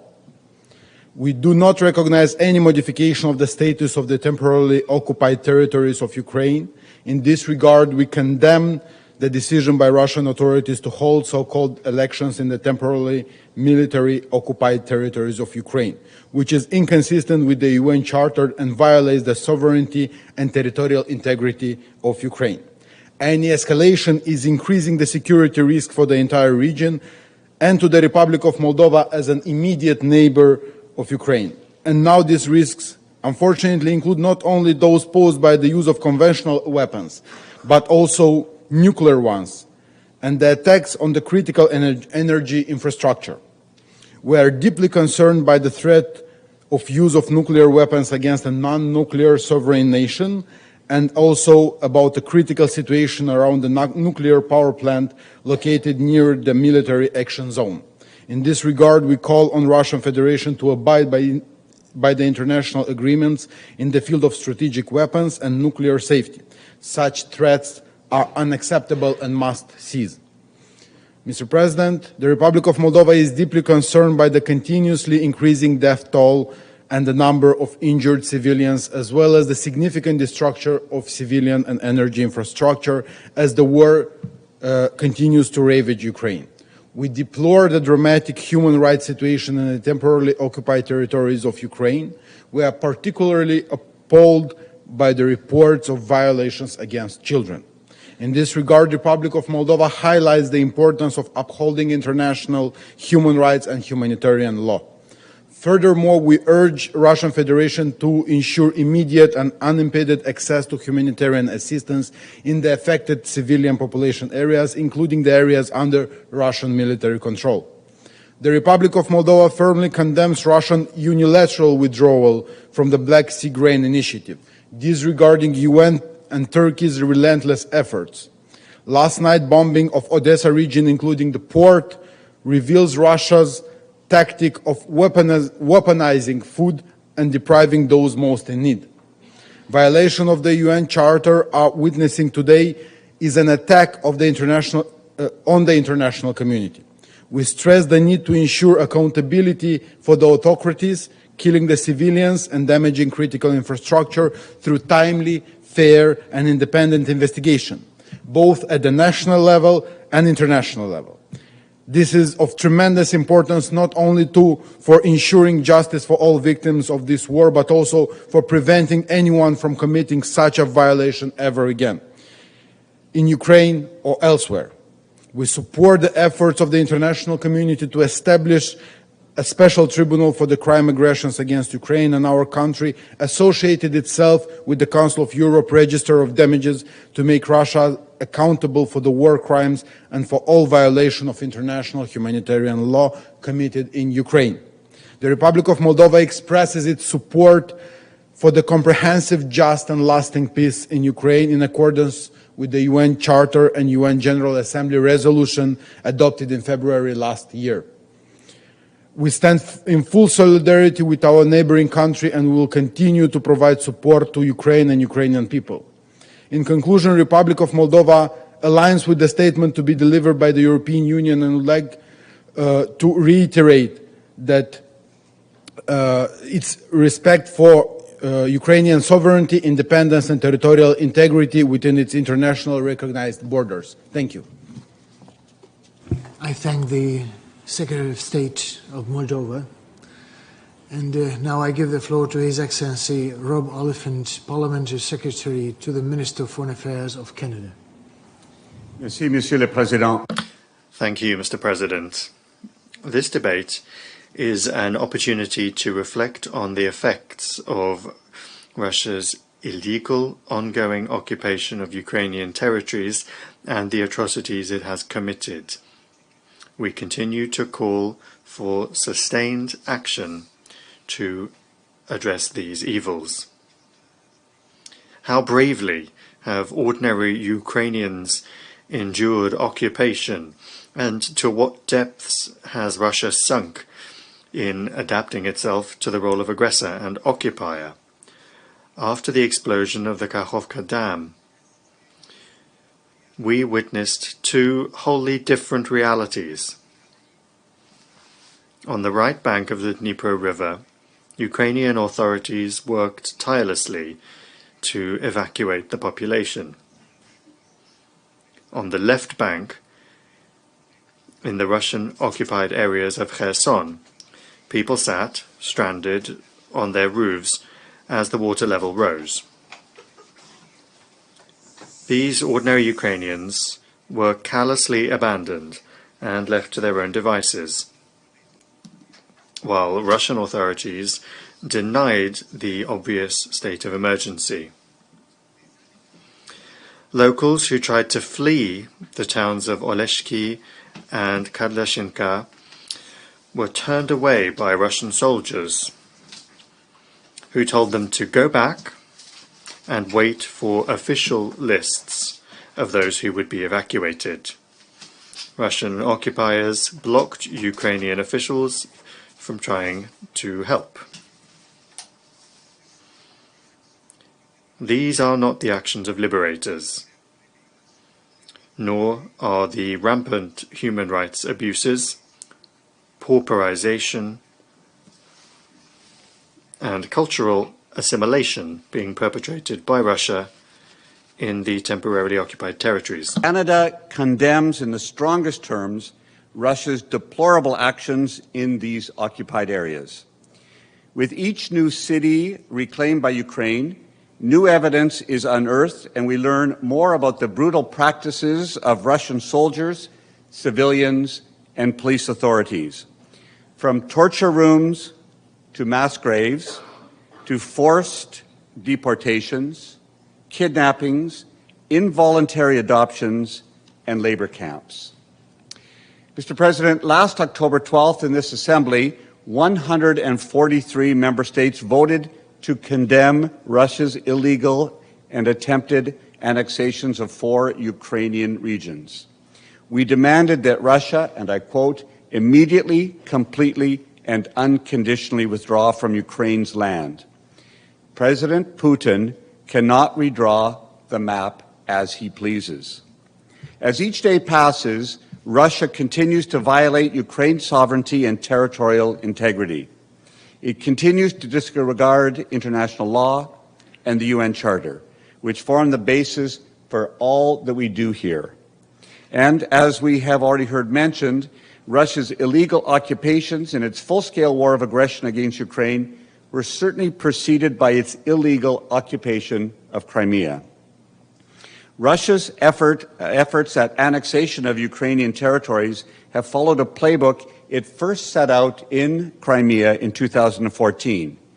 Sham referenda, replacement of school materials, replacement of Ukrainian place names with Soviet names, replacement of local officials, replacement of official documents, and it has still gone further. Mr. President, what have we learned in this past year? We've learned that Russian authorities act in occupied territories as a police state. Civil liberties and freedom of speech are violently curtailed. Ukrainians are interrogated, abducted, forcibly detained under false pretenses. Russian authorities are also guilty of theft and looting. In Luhansk region, Russian officials have taken combines, trucks, and other expensive equipment from farmers who cannot show certain ownership documents. In Berdyansk, Russian occupiers have started removing valuable paintings, cultural works from the art museum. These actions are part of Russia's annexation playbook. We know them too well. We saw them in Crimea.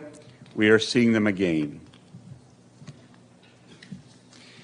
Mr. President, Russian authorities have militarized the Ukrainian territory that they are temporarily occupying, undermining the cohesion of Ukrainian civilian communities and forcibly coupling them to Russia's illegal war effort. This includes forced conscription, mobilization, and reports that Russia is now exploiting mobilization as a form of extortion by pressuring Ukrainian men to pay Russian military authorities to postpone their recruitment. Civilians have limited access to hospitals, which have been handed over for the treatment of Russian soldiers. In the case of the Zaporizhzhia nuclear power plant, Russia's occupation of a civilian energy facility is the root cause of all nuclear safety and security threats at that facility. Russia's continued military presence has significantly raised the risk of a nuclear incident. Ukrainian civilian staff at the plant continue to work under immensely challenging circumstances and are forced to perform essential functions under undue pressure and coercion. Mr. President, it's perhaps the greatest tragedy that children's lives have been ruined by this war. I was deeply moved by the excerpts from the diaries read by Ukraine's foreign minister in this place today. Children should know peace, prosperity, education, cultural, and the fullness of life. That includes not only across all of Ukraine, but also in the territories that Russia temporarily controls. The education of over 5 million Ukrainian children has been seriously disrupted. Schools have been damaged, they've been looted, they've been destroyed. Thousands of Ukrainian children have been deported or abducted by Russia. In the Ukrainian territory that it occupies, Russia has pursued a policy of forced cultural assimilation, including closing schools and Russifying the school curriculum, imposing Russian language and Russian documentation, and deliberately erasing Ukraine's cultural heritage. Some students and teachers have been forced to attend Russian schools for indoctrination, and Ukrainian textbooks have been banned and at times destroyed. Meanwhile, the occupying Russian authorities have set this September 1st as the deadline to obtain a Russian passport, after which their Ukrainian passports will be rejected. This will include a requirement to present a Russian passport before signing any new supply contracts for electricity, essential services. In some areas, Russian officials have denied medications or threatened eviction to pressure the population to accept Russian documents. This debate takes place even as we commemorate the 25th anniversary of the Rome Statute. Canada is proud to support the International Criminal Court's investigations into Russia's actions in Ukraine. For as long as it takes, Canada will be there to support Ukraine's fight for freedom, justice, and accountability. Ukraine's borders will not change. Ukraine's territory will remain Ukraine's. President Putin cannot redraw the map as he pleases. As I said, I think along with everyone in this room, hails the ongoing resilience and courage of ordinary Ukrainians. They're courageous, they're tenacious, they're proud, and they're worthy of our respect. We will continue to support them as we call on Russia to withdraw from their land, from Ukraine's land, and we urge other members of this General Assembly to do the very same. Thank you, Mr. President. I thank the Parliamentary Secretary to the Minister of Foreign Affairs of Canada. Now I give the floor to His Excellency Shunsuke Takai, State Secretary for Foreign Affairs of Japan. State Minister, sorry.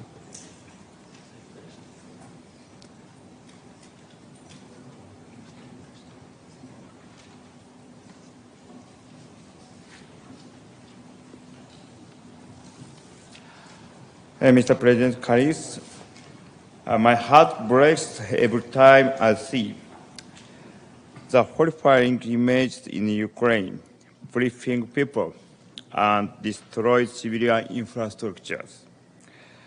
My home prefecture of Miyazaki in Japan, a city of the 1 million people, just as many as Kherson Oblast of Ukraine, hosts refugees from Ukraine. I am proud that Japan, including Miyazaki, has provided a safe environment for more than 2,000 Ukrainian refugees. Those numbers may sound modest. We have also decided to accept injured Ukrainian soldiers in Japan. Japan has announced providing $7.6 billion of assistance to Ukraine and has been steadily implementing it. We will also strongly support recovery and reconstruction in Ukraine. Mr. President Karis, let us remember, we have seen too much suffering caused by the unlawful aggression by Russia. In refugees, food and energy security crisis, human rights abuses are victims and casualties. There would be no more if Russia heeded to resolutions and General Assembly. Just wait.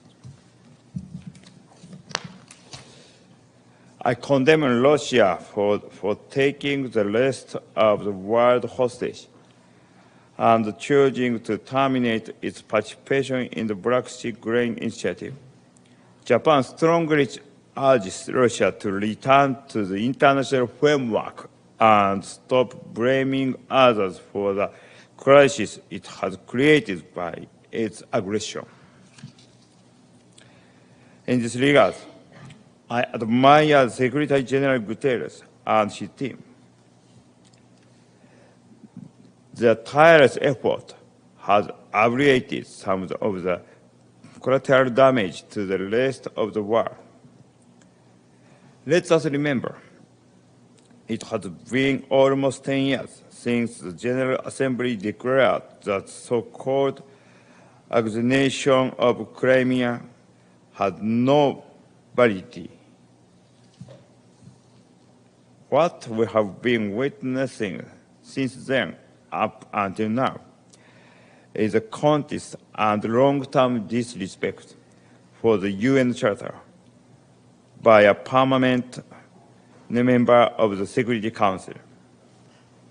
Complete and unconditional withdrawal of Russian military forces should be integral part of the just peace in Ukraine. Peace would become unjust if aggressors were rewarded. A just peace must be based on the principles of the UN Charter.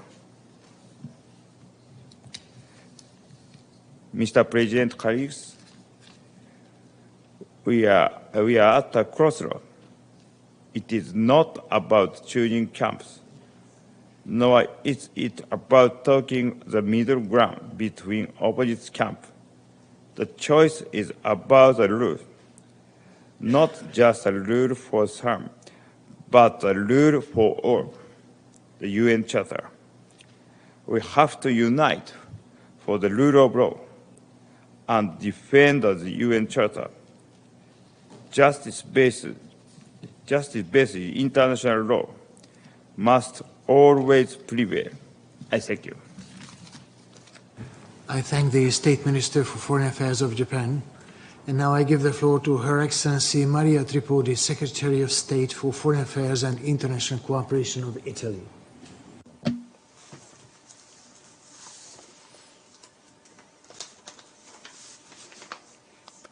Thank you, Mr. President. Good morning to everyone, distinguished delegates, excellencies. The subtraction of the Ukrainian territory from the Russian Federation is the result of a direct attack not only of Ukraine, but of the fundamental principles of international law and of the very Charter of the United Nations. The system proposed by the Russian Federation is an international order where you justify the use of force of the stronger against the weaker. The latter thus is deprived of the guarantees of international law and of the freedom to choose its preferred institutional framework or its own future standing within the global scenario. It is something that is unacceptable for Italy. Italy is, alongside the Ukrainian people and of its government, in the atrocious consequences of this aggression. They go well beyond the European continent, threatening the more fragile strata of the world population due to its negative impact on food and energy security, to the poor choices imposed by the Russian Federation to the correct functioning of the grain initiative. We must respond with renewed vigor to facilitate exports of Ukrainian agricultural products along other routes. In this way, we believe that the European corridors of solidarity remain essential to containing the impact of the war on global food security. A war, and we must underline this, dear colleagues, that only but makes the disparities of the world starker, that is, hunger and poverty. Russia did not only attack Ukraine, but it occupied its territories and claimed them formally, claimed the annexation, denying the internationally recognized borders of the country. Any action that gets closer to recognize this occupation, that favors a consolidation of this, opens very dark and dangerous scenarios for the world, the entire world. It opens dynamics that at the end of the Second World War, the international community intended to end. In 1945, precisely, Mr. President, the United Nations were founded with the mission to guarantee future generations peace, the abandonment of violence as an instrument to resolve conflict and to guarantee prosperity. We therefore encourage all members of this assembly, in line with the UN resolution of the 23rd of February, to work on a just, comprehensive, and lasting peace in Ukraine, to work together on a solution that can guarantee the full sovereignty and territorial integrity of Ukraine.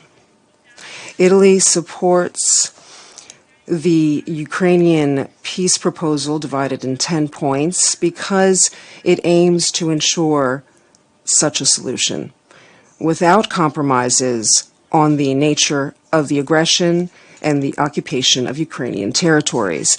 Ukraine can count on Italy's support for as long as it is necessary to create the conditions for a just, comprehensive, and lasting peace, as well as any other country interested in working toward this goal with us. Thank you.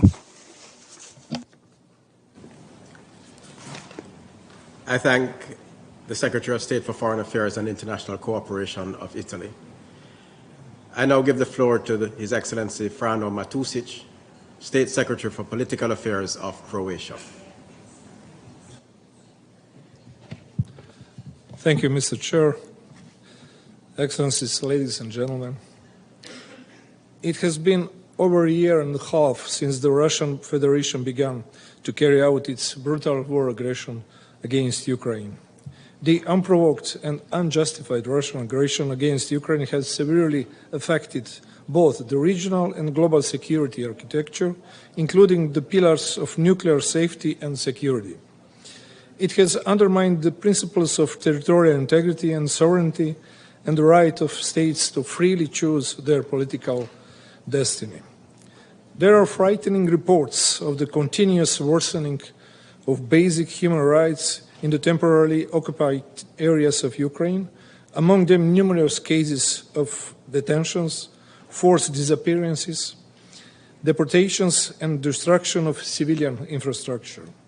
Many UN reports have documented widespread patterns of executions, torture, and ill treatment of prisoners of war and civilians by the Russian Federation. The impact of Russia's aggression on children is particularly worrying. Minister Kuleba read us emotional quotes from teenage diaries that best describe how brutal Russian aggression affects their lives. During the past years, Russian forces have reportedly abducted thousands of children from the temporarily occupied regions of Ukraine. Well over 1 million women, children, and elderly people have been forced on the run to escape the horrors of war. In this era of insecurity, the economic and social consequences of war threaten global prosperity and negatively reflect on the implementation of SDGs and Agenda 2030. The war also has economic repercussions in many areas. One of the most dramatic global effects of the Russian aggression is the food crisis and the threat of food shortage looming over large parts of the world. The aggression against Ukraine is leading to rising prices and food and energy scarcity. Russia's recent decision not to extend the grain deal is yet another blow to food security in many countries, including the developing ones. Croatia is ready to help find new directions for the export of Ukrainian grains. Croatian railways and especially Croatian ports on the Adriatic Sea can be one of the alternative routes. Ladies and gentlemen, the humanitarian situation in the temporarily occupied territories of Ukraine is of grave concerns. Russia refuses to comply with its obligations under international humanitarian law by preventing evacuations and the free passage of humanitarian convoy and severely restricting access for the established international humanitarian mechanism to the Ukrainian prisoners of war and captured civilians. We urge Russia to enable rapid, safe, and unhindered humanitarian access to populations in need of assistance, in particular into temporarily occupied territories. Aid cannot be denied to those in need. Since the beginning of the Russian invasion of Ukraine, Croatia has undoubtedly stood firmly by Ukraine and its people. To date, Croatia has supported Ukraine in the amount of almost 230 million euros, and nearly 25,000 persons from Ukraine have achieved the status of temporary protection in Croatia. What is more, Croatia will host the International Donor Conference on Demining Ukraine in October this year. Croatia has so far condemned violations of human rights and international humanitarian law on numerous occasions in international forums, including at sessions of the UNHRC and the UN General Assembly. Ladies and gentlemen, sadly, there are no signs of the war slowing down. In fact, it appears that the most likely scenario we are facing is a prolonged war. With that in mind, the importance of continued support to Ukraine will continue to be instrumental. Croatia is committed to support Ukraine as long as it is necessary. Thank you very much. Thank you, Chair. I thank the State Secretary for Political Affairs of Croatia. I now give the floor to His Excellency Eamon Ryan, Minister for the Environment, Climate, Communications and Transport of Ireland. Mr. President, thank you. We welcome that the General Assembly meets again today to address Russia's repeated attacks on Ukraine's sovereignty and territorial integrity. With its invasion of Crimea, the fostering of violent separation, its illegal and unjustified full-scale invasion of Ukraine, and the attempted illegal annexation of the Donetsk, Kherson, Luhansk and Zaporizhzhia regions, Russia has made clear its disregard for the UN Charter, for international law and for the sovereignty and territorial integrity of states. President, let me make 3 points. Firstly, Russia's war of choice is not only a war on the people of Ukraine, but on the UN Charter and the multilateral system. Russia seeks to impose its will on a peaceful neighbour. It has blatantly violated the Charter's principles of sovereign equality and territorial integrity of states, and the obligation of all states to refrain from threatening or using force against another state. Ireland unequivocally condemns this, including Russia's nuclear threats. Here in this General Assembly, we all rely on the rules-based international order as a guarantee of our independence, our sovereignty and our security. If we fail to hold Russia accountable, if we fail to respond to Russia's attack on the UN Charter, we will leave the world a more dangerous place for us all. We must remain fully committed to the sovereignty, independence and territorial integrity of Ukraine within its internationally recognised borders. These borders have not changed, and Russia's use of force will not change them. President, secondly, it's essential that international law, including international humanitarian law and international human rights law, are fully respected and upheld. Russia's war has been fought with utter disregard for human life. Russia has attacked civilians, schools, hospitals and other essential civilian infrastructure. This includes targeting humanitarian workers and civilians fleeing the conflict. Civilians in occupied territories have suffered appalling sexual and gender-based violence. Russia's war has caused the deaths of tens of thousands of men, women and children and forced millions of others to flee their homes in search of safety. Over 1 million more have been forcibly deported to Russia, including thousands of children kidnapped in an effort to deny Ukraine a future. The war risks environmental catastrophe, not only through events like the destruction of the Kharkova Dam, but also in Russia's reckless activities around the Zaporizhzhia nuclear power plant. We should be clear, the protection of civilians must come first, and Russia must be held accountable for its actions. Mr. President, my third point. Russia's war of aggression is threatening global food security. The world's most vulnerable people are being directly impacted by the increased food and economic insecurity and the rising cost of energy and commodities. Russia's weaponization of food is unacceptable. We support the work of the UN Secretary-General on the Black Sea Grain Initiative. We deeply regret Russia's decision to withdraw from the initiative. We urge them to stop playing games, to immediately return to the Black Sea Grain Initiative, put it on a sustainable footing and allow life-saving grain to reach those who need it most. Mr. President, this war is entirely of Russia's making. Just as Russia chooses to start this war, they can choose to end it. We call on Russia to immediately cease hostilities and unconditionally withdraw from the entire territory of Ukraine. Ireland stands fully with the people of Ukraine in the face of this brutal aggression. We support the tireless efforts of the Secretary-General and Ukraine itself to bring an end to the conflict and for a comprehensive, just and lasting peace based on the principles of the UN Charter. Thank you. I thank the Minister for the Environment, Climate, Communications and Transport of Ireland.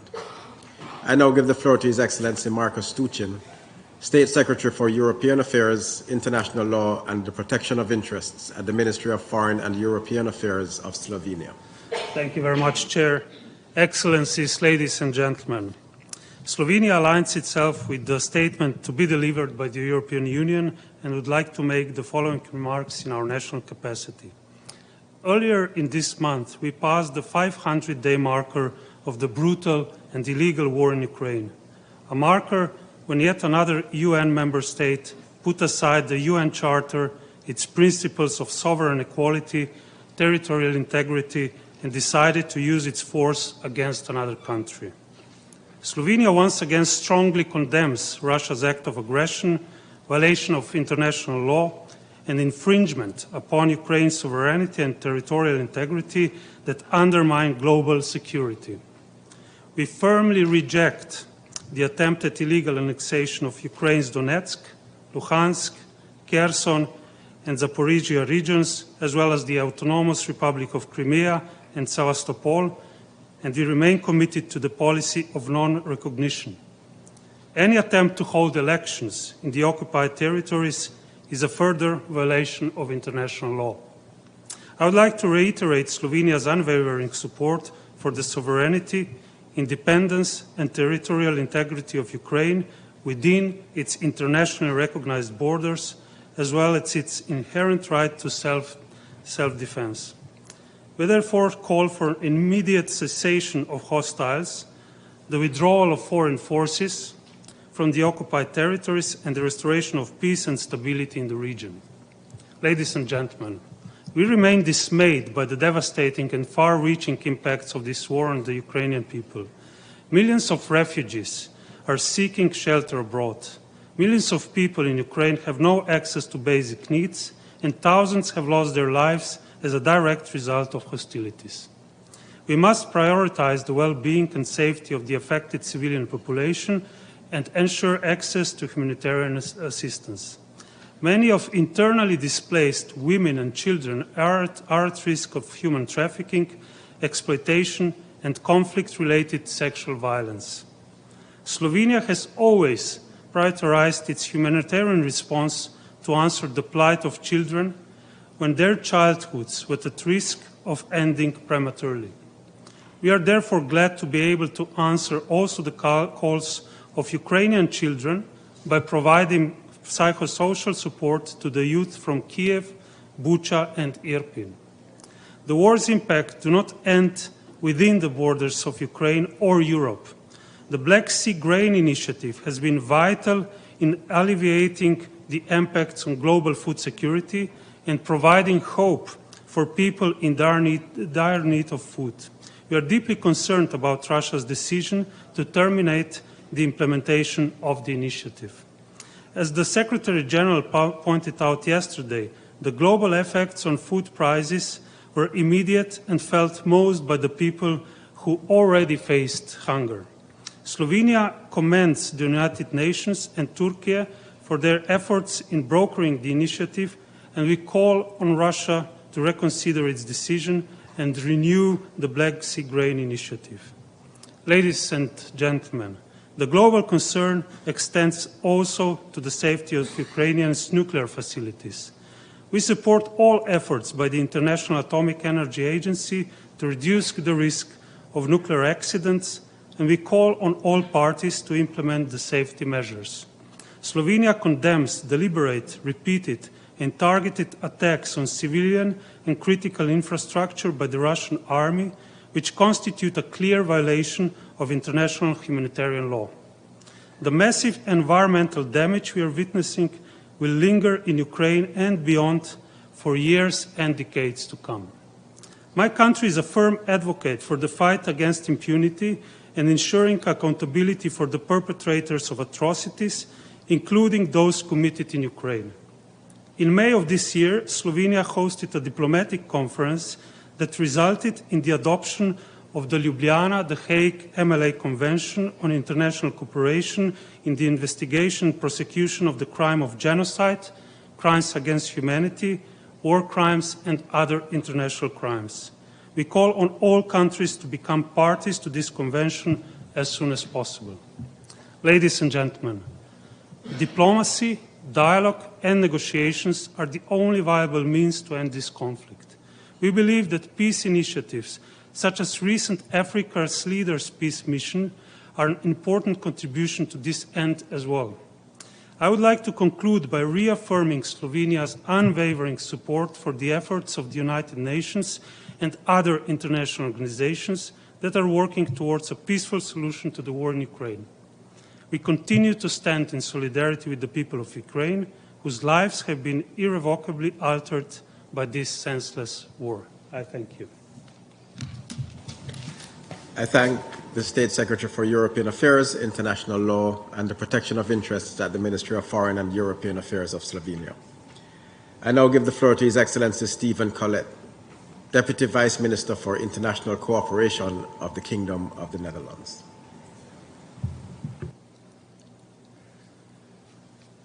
Mr. President, the Kingdom of the Netherlands aligns itself with the statement to be delivered by the European Union.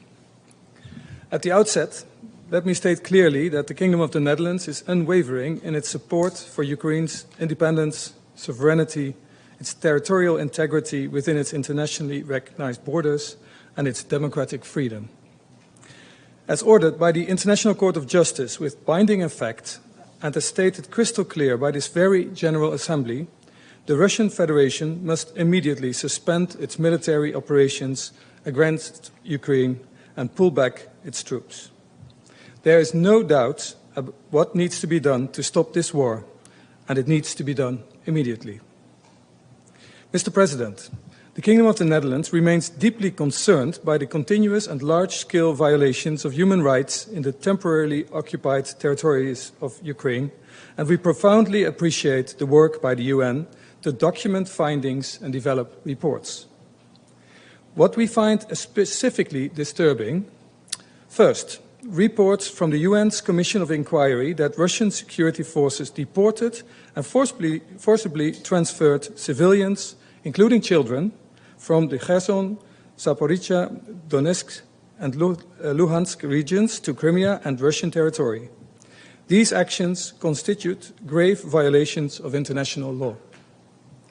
We call on the Russian Federation to immediately halt the deportation and illegal transfer of persons, amongst whom children, and ensure that all are allowed to return home. In this context, we welcome the ICC arrest warrants. Second, reports of summary executions, torture, mistreatment, arbitrary detention and forced disappearances of civilians by Russian troops as reported by the UN Human Rights Monitoring Mission in Ukraine. Impunity is not an option. We therefore support both the Ukrainian authorities and the ICC in prosecuting and adjudicating international crimes. Furthermore, we are proud hosts of the International Center of the Prosecution of the Crime of Aggression, an important step towards an aggression tribunal. We are equally proud hosts of the Register of Damages, a first step towards a full-fledged compensation mechanism.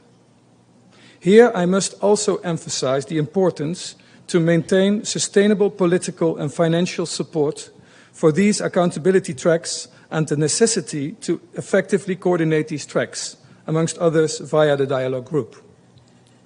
Then third, we are also deeply troubled by the Russian Federation's most recent attempt to weaponize food by blocking the continuation of the Black Sea Grain Initiative. It is important to note that the Netherlands has always facilitated the transit of Russian fertilizer via the World Food Programme to those countries in need within the framework of Black Sea Grain Initiative. Not to further exacerbate world food insecurity, we therefore call on Russia to reinstate the grain deal without delay. In conclusion, Mr. President, it is high time the resolutions adopted by this very General Assembly confirming the territorial integrity and unity of Ukraine within its internationally recognized borders are implemented. We will continue to support Ukraine to help it defend itself and overcome the Russian aggression for as long as needed. Thank you very much. I thank the Deputy Vice Minister for International Cooperation of the Kingdom of the Netherlands. I now give the floor to the distinguished representative of the European Union.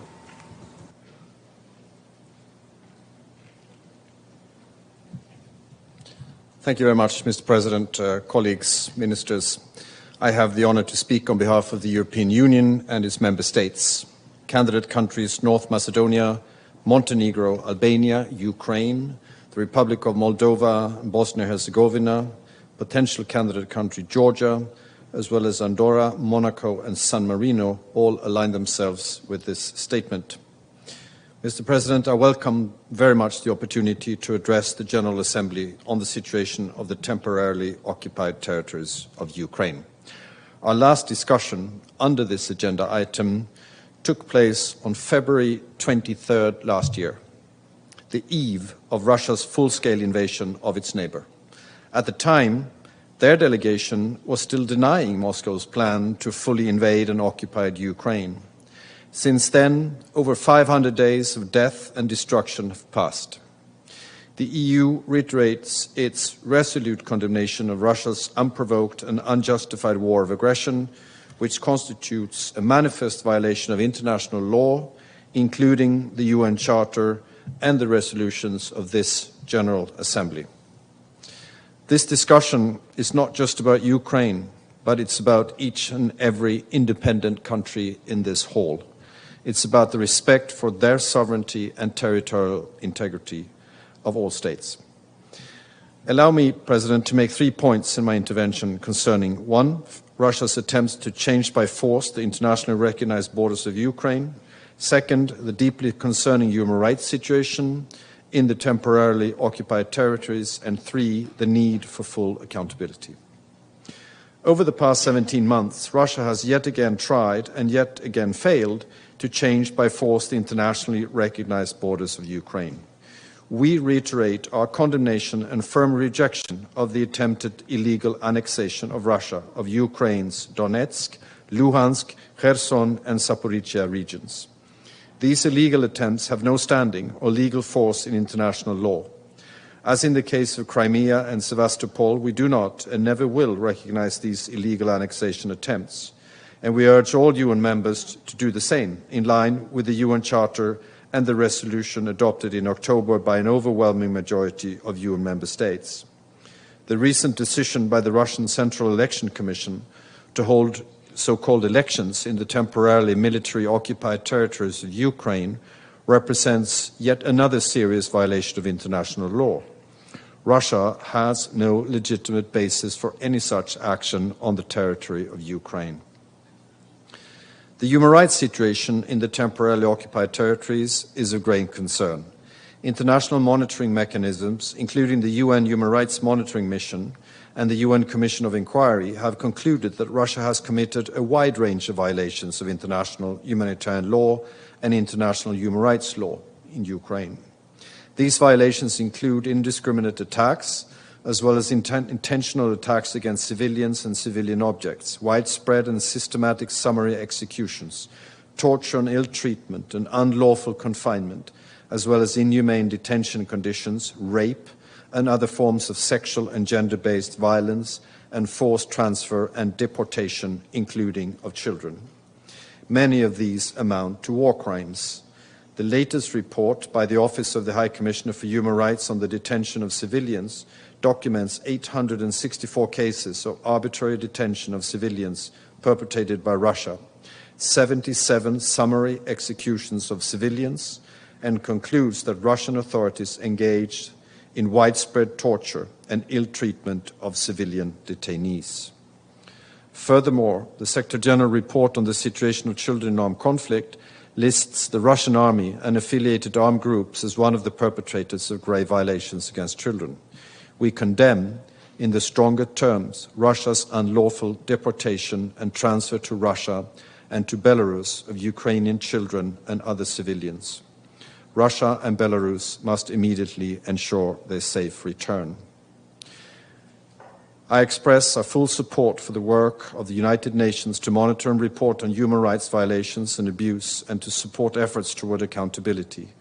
We call on Russia to uphold international human rights and humanitarian law. It must enable full, safe and unhindered humanitarian access through the front lines and stop willingly withholding aid from people in need in the non-government controlled areas. Finally, Mr. President, the EU remains firmly committed to ensure that Russia is held accountable for its war of aggression against Ukraine. The International Center for the Prosecution of the Crime of Aggression against Ukraine has started its support operations in The Hague. The work to establish a tribunal for the prosecution of the crime of aggression against Ukraine will continue. We welcome the adoption of the Ljubljana and the Hague Convention on International Cooperation in the investigation and prosecution of the crime of genocide, crimes against humanity, war crimes, and other international crimes, and call on all countries to become parties to the Convention as soon as possible. We welcome the establishment of the Council of Europe's Register of damage caused by the aggression of the Russian Federation and calls for work to continue in line with the resolution of this Assembly. Mr. President, we are unwavering in our support for Ukraine's independence, sovereignty and territorial integrity within its internationally recognized borders and its inherent right of self-defense against the Russian aggression. The EU will support Ukraine as long as it takes and is more committed than ever to a comprehensive, just and lasting peace in line with the UN Charter and the resolutions, again, of this General Assembly. Donetsk is Ukraine. Luhansk is Ukraine. Kherson is Ukraine, Zaporizhzhia is Ukraine, and Crimea is Ukraine. The world will not accept Russia's attempted land grab, and the aggressor will be held to account. I thank you very much, Mr. President. I thank the distinguished representative of the European Union. I now give the floor to the distinguished representative of Oman on behalf of the Gulf Cooperation Council. Thank you, Sayyid al-Rais. Mr. President, it gives me great honor to deliver the statement on behalf of the members of the Gulf Cooperation Council, which are the United Arab Emirates, the Kingdom of Bahrain, the Kingdom of Saudi Arabia, the State of Qatar, the State of Kuwait, and my country, the Sultanate of Oman.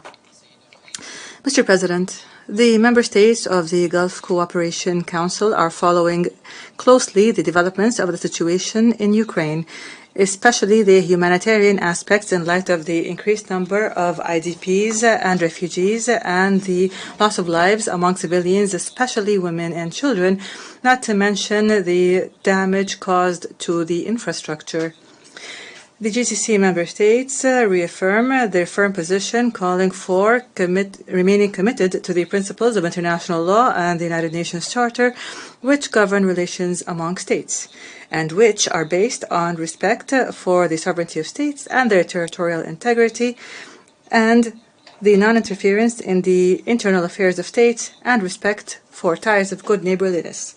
Here I would like to note Article 2 of the Charter, which requires member states to resolve international conflicts peacefully and to refrain from the use of force or the threat of the use of force in international relations. The member states of the Gulf Cooperation Council reaffirm that the resolution of disputes and conflict lies in dialogue and negotiations and the peaceful resolution of conflict and disputes and through diplomatic channels as well. Mr. President, all member states of the Gulf Cooperation Council enjoy friendly ties with all parties, and we encourage the international and regional efforts that are being exerted to resolve this issue in accordance with the regulations of international law and on the basis of the United Nations Charter. Moreover, the GCC member states commend the efforts exerted by the countries that are hosting refugees from the conflict areas. Mr. President, the member states of the Gulf Cooperation Council call all members to uphold their commitments towards international law and international humanitarian law with regards to the protection of civilians and refraining from the targeting or destruction of any civilian property. Moreover, we remind all parties of their commitments towards international humanitarian law with regard to prisoners and the wounded and the missing, and facilitating the prompt and safe access of humanitarian aid to all those who need it, as well as respecting and protecting those working in the medical and humanitarian fields. In closing, and on behalf of the members of the Gulf Cooperation Council, we can only commend the intensive efforts that the United Nations and humanitarian organizations are exerting to promptly respond to the urgent humanitarian needs of civilians. Here, the GCC member states expressed their regret that the Black Sea Initiative for the transport of grains was not renewed, because this initiative was not only a humanitarian one in terms of guaranteeing price stability and food security for the peoples of the world, especially in the developing world, but it was also a possibility to keep diplomatic work going in a manner that would benefit the entire world. The members of the Gulf Cooperation Council would like to commend the recent efforts by the Secretary General to renew the initiative by arriving at tangible resolutions to guarantee the continued participation of the parties in the initiative. We encourage all parties to return to the table of negotiations so that this initiative would be renewed, because it is a vital initiative to secure global food security. I thank you. I thank the distinguished representative of Oman. I now give the floor to the distinguished representative of Costa Rica. Señor Presidente. President, yesterday afternoon, the Security Council convened a high-level briefing on Ukraine. This gathering served as an opportunity to discuss the latest developments on the ground, occurring just over 500 days following the Russian Federation's invasion of Ukraine. We received updates on numerous issues. However, one was conspicuous by its absence: any discussion on concrete and immediate measures needed to end this war.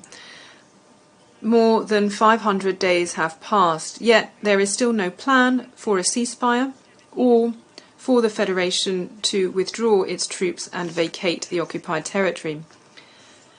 This silence not only keeps alive a precarious situation with potential to escalate to nuclear proportions, but it also does a disservice to those who endure the repercussions of this horrendous conflict. Meanwhile, military spending has escalated to historic highs, alongside an increase in the supply of modern military equipment by land, sea and air. The higher the production of weapons, the more will elude even our most rigorous management and control efforts. Costa Rica unequivocally acknowledges Ukraine's legitimate struggle against Russian aggression. However, we are disturbed and dismayed by the transfer of cluster munitions to Ukraine. Cluster munitions do not win wars. Instead, they inflict severe harm on civilians and on future generations by contaminating farmlands, playgrounds and yards with explosives that pose a threat to both unsuspecting children and farmers alike. To say that the long-term damage and suffering will fall predominantly on civilians is no exaggeration. We urge all states that have yet to do so to sign the Convention on Cluster Munitions and to end the use, production, transfer and stockpiling of such weaponry. President, Costa Rica expresses regret over the Russian suspension of the Black Sea Grain Initiative. We firmly believe that this conflict carries implications beyond Ukraine's borders. It extends to food insecurity for states within and outside Africa, the Middle East and Asia that rely on Ukrainian wheat. It affects national budgets already strained by a global pandemic, now recklessly delving into the global arms market, and states near the conflict zones scrambling to secure alliances that may or may not ultimately provide safety. The urgency to negotiate a ceasefire in Ukraine is palpable. It should be followed by the swift withdrawal of Russian forces. It is then crucial to determine the most effective means to mend this latest breach in the mantle of credibility that still shields parts of our multilateral system. This rupture carries serious implications for the millions living amidst violence, with their rights violated and grappling with food insecurity in conflict-stricken areas, both within and beyond Ukraine. We cannot afford to waste time. It is a luxury beyond our means. I thank you.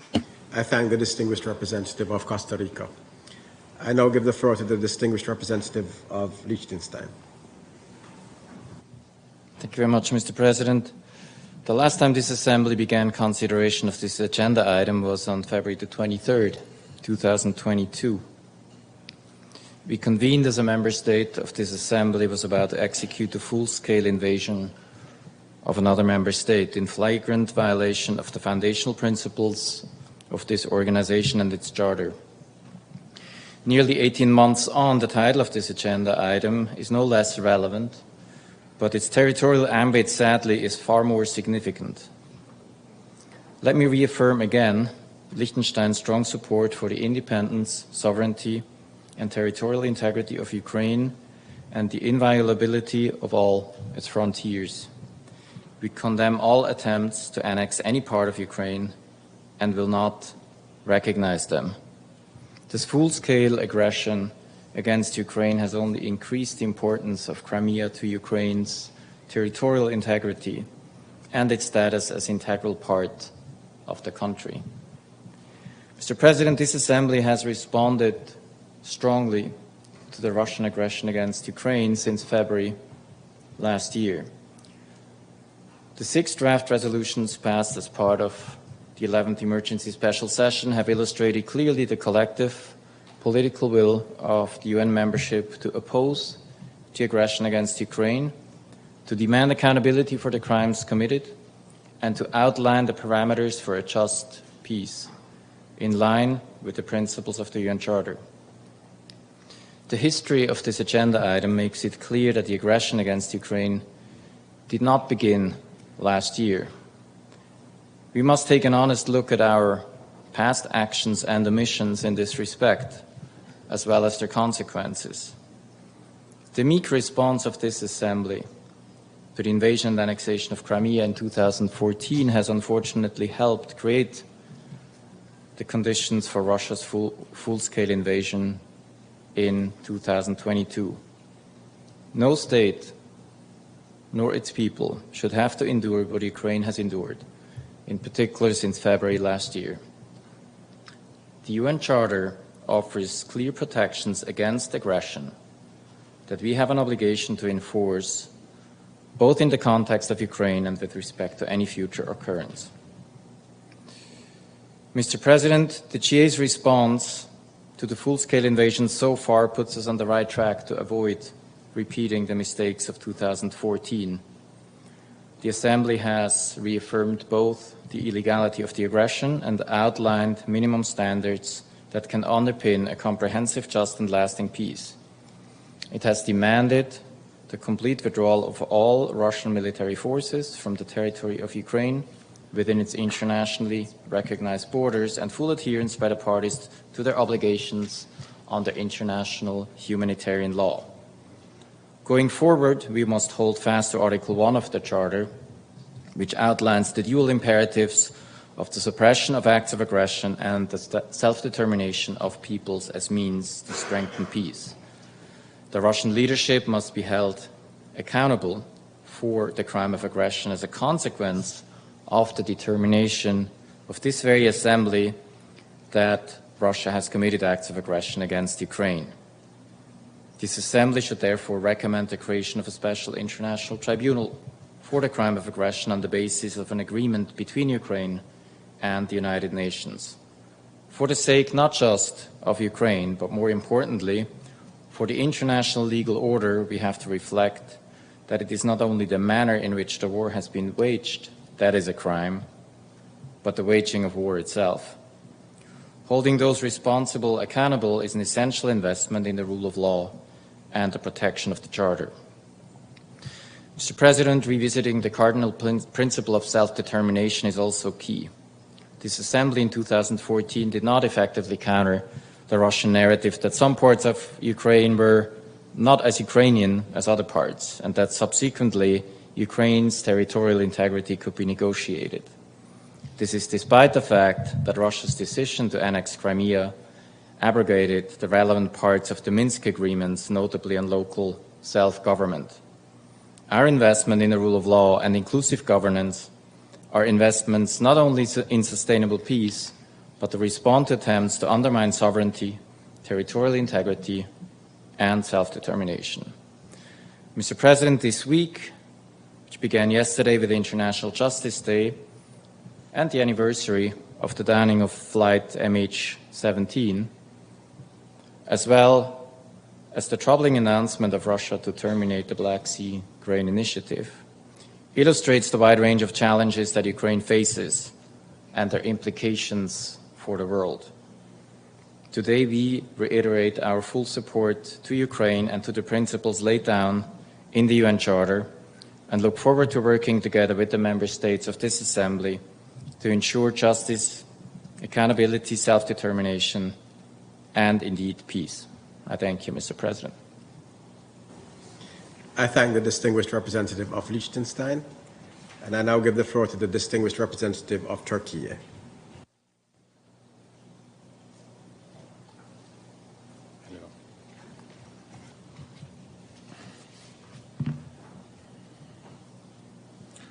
Mr. President, it has been more than 500 days since the start of the war in Ukraine. Thousands of civilians lost their lives, millions had to leave their homes and became refugees or IDPs. Many are stranded in areas affected by the conflict. The cost of the material damage has reached billions of dollars. Heavy toll of the war on women and children especially is very concerning. Turkey's position has been clear and consistent from the outset. We remain committed to Ukraine's independence, sovereignty, and territorial integrity. From day one, we have also activated diplomacy and tried to help find a just political solution to the crisis. We advocated for the freedom of movement of the UN and other international organizations to provide humanitarian assistance. As it stands, establishment of accountability is also critical to deter and prevent violations of international humanitarian law as well as international human rights law. We call on all sides to conduct fair, prompt, and impartial investigations on all allegations of violations and to hold perpetrators accountable. Mr. President, the ongoing war continues to have negative repercussions on energy prices, supply chain disruptions, and global food insecurity. The Black Sea Grain Initiative has had a stabilizing effect on the prices of the grain and contributed to food security globally for almost 1 year now. We hope that the current halt will be temporary and the operations will be resumed as soon as possible by addressing the needs and expectations of all stakeholders. Dear colleagues, ensuring safety and security in and around Zaporizhzhia nuclear power plant remains a sensitive responsibility. In particular, after the destruction of the Kakova hydroelectric power plant. Therefore, any action that might lead to escalation around the plant must be avoided.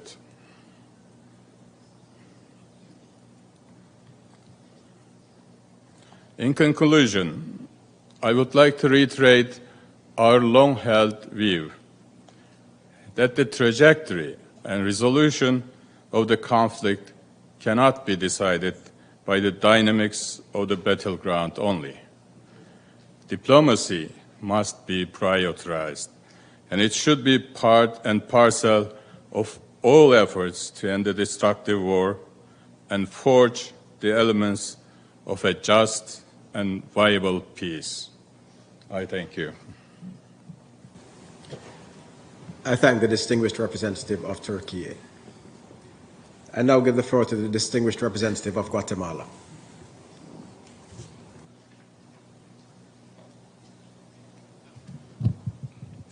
Gracias. Thank you, Mr. President. Thank you for convening this important debate. The illegal, unprovoked and unjustified aggression by Ukraine against by Russia against Ukraine is the greatest threat to the global order based on the rules of international law since the Second World War. Since the beginning of the aggression by Russia against Ukraine, Guatemala has, in various fora, energetically and vehemently condemned the acts against the territorial integrity and population of Ukraine in clear violation of the Charter of the United Nations. Guatemala, as a founding member of the United Nations, attaches great importance to the Charter, given that it enshrines the highest ideals of multilateralism, promoting the fundamental principles of international law and respect for the sovereign equality of states, as well as their territorial integrity, political independence, and non-interference in the internal affairs of states, principles that all member states must respect. Similarly, we have condemned the flagrant violations by Russia of international law and international human rights law.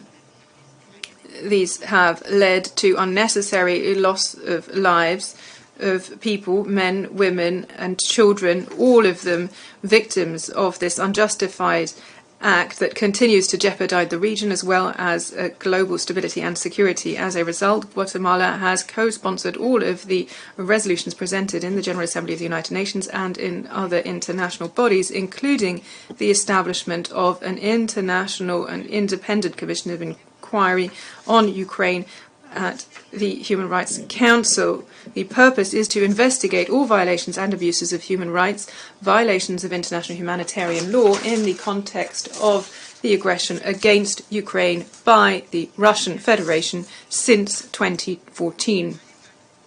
Furthermore, Guatemala co-facilitated an initiative at the General Assembly with a view to creating an international registry of damage in order to document proof and information relating to the allegations on the damage, loss and prejudice caused to physical and legal persons. As a result of this, we also supported the peace formula led by Ukraine, the aim being to establish a comprehensive, just and sustainable peace in Ukraine, as well as the security of all based on the principles of the Charter of the United Nations. We also support the Crimean platform as a clear indication of the mobilization of the international community and a decisive step towards withdrawal of the occupation from the territories and restoring them to Ukrainian control. We also support the establishment of a special tribunal on the Russian aggression against Ukraine on the basis of an agreement between Ukraine and the United Nations. This option has the advantage of providing maximum legitimacy on the basis of its legal competencies and in line with various precedents. The recommendation to create a special tribunal is within the remit of this General Assembly of the United Nations. President, the duty to prevent and to curb these inhumane acts falls to all of us as member states of this organization, but in particular to the permanent members of the Security Council of the United Nations, who have the obligations and special responsibilities as regards maintaining international peace and security. In this regard, Guatemala, as a state that respects international law and as a state with a profound vocation for peace, has called for priority to be given to diplomacy in order to avoid further escalation of the conflict that would have extremely damaging consequences all over the world. We reiterate the importance of seeking a peaceful outcome from the crisis, subject to respect for sovereignty, territorial integrity, human rights, and the security of all countries. By way of conclusion, Guatemala speaks in favor of life, and of global peace and security, with a firm commitment to leaving a better world for future generations. For this reason, we especially appreciate the intervention of the Minister of Ukraine this morning, sharing accounts from young Ukrainians here in this hall this morning. These testimonies should represent a sign of inspiration to us all and an urgent call. I thank you. I thank the distinguished representative of Guatemala. I now give the floor to the distinguished representative of Albania.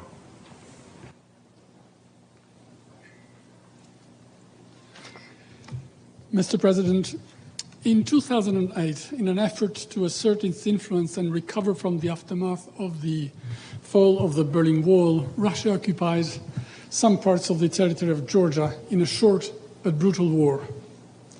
The world rushed to make amends by using existing mechanisms, believing that by accommodating Russian grievances, peaceful solutions would be found. 6 years later, Russia would go again hunting, and its appetite would grow. The so-called little green men of the Russian army occupied Crimea and some other parts of the Ukrainian territory. In Crimea, Russia planted the flag and said, "It's mine." The world was wrong not to consider these moves as the teaser of the massive military aggression of Russia against Ukraine that resumed on 24th February last year. The rest is known and is still unfolding before our eyes. While the Security Council has been taken hostage and paralyzed, the General Assembly has massively condemned the unjustified and unprovoked military aggression of Russia against Ukraine and has set the path for a just and comprehensive peace. But this has not stopped the war, a war that has caused unimaginable suffering with devastating consequences which are not limited to Ukraine only. While Russia has been destroying Ukraine's agriculture and economy, food insecurity has had a severe impact on many regions of the world. And to make things worse, now Russia is withdrawing from the Black Sea Grain Initiative. While Russia has been killing civilians and flattening residential areas in Ukraine, it has repeatedly threatened the continent with the use of nuclear power. According to UN reports, there is undisputable evidence that Russian forces and affiliated military groups have committed war crimes on a massive scale, including executions, torture, and the horrific sexual violence. It is our responsibility to make everything we can not to let these crimes go unpunished by working to and ensure accountability. The International Criminal Court has initiated the process and has already launched an investigation into war crimes and crimes against humanity, and further modalities of the accountability process are under discussion. Colleagues, if there were a place where we need to stand up and make a clear distinction between the aggressor and the aggressed, it is the UN General Assembly, the place where the world meets every year. It is precisely here that we need to say clearly and loudly, if we are for international law, for rules, for peace and cooperation, for freedom and equality, and if we refuse annexation of territory by force. It is here that we need to be loud in condemning aggression and support the sovereignty, territorial integrity, and stand in solidarity with Ukraine and its people until they are liberated. It is here that we must renew our collective call on Russia to stop the war and withdraw unconditionally, completely all its forces and proxies, as well as military equipment for the entire territory of Ukraine within its internationally recognized borders. And it is here that we need to make a strong case and work together for a just and lasting peace based on the UN Charter. And I thank you. I thank the distinguished representative of Albania. I now give the floor to the distinguished representative of Chile.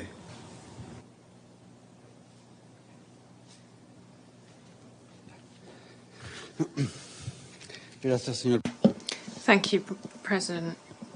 Chile spoke for the first time on this item last year at the 76th session of the General Assembly. At that time, and in others, we argued in favour of a peaceful solution of the conflict in eastern Ukraine. We highlighted our concern for the recognition of independence of certain areas in the regions of Donetsk and Luhansk.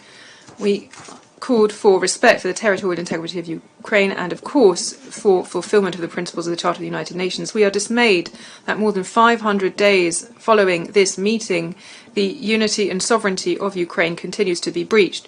We call for respect for their internationally recognized borders, and in this regard we consider that Kherson, Zaporizhzhia, Donetsk and Luhansk are Ukrainian regions. Chile promotes the full implementation of international humanitarian law for the protection of civilians, essential services and civilian infrastructure in cases of armed conflict. It seems apt for us to highlight here that in the context of armed conflicts, warring parties must abide by their international obligations, in particular allowing humanitarian assistance to civilians as well as avoiding damage to civilian infrastructure. We highlight the basic principles enshrined in Article 2 of the Charter of the United Nations that govern international coexistence, refraining from the threat or use of force against the territorial integrity and political independence of states, resolving controversies through peaceful means, and fulfilling obligations undertaken in good faith. President, at this opportunity, we earnestly ask you to continue your efforts towards dialogue and understanding in order to achieve peace and to allow for the well-being and security of the entire population. Once again, we highlight the diplomatic efforts and negotiations by friendly states undertaken in order to achieve a peaceful solution to this grave situation. I thank you. I thank the distinguished representative of Chile, and now give the floor to the distinguished representative of Australia.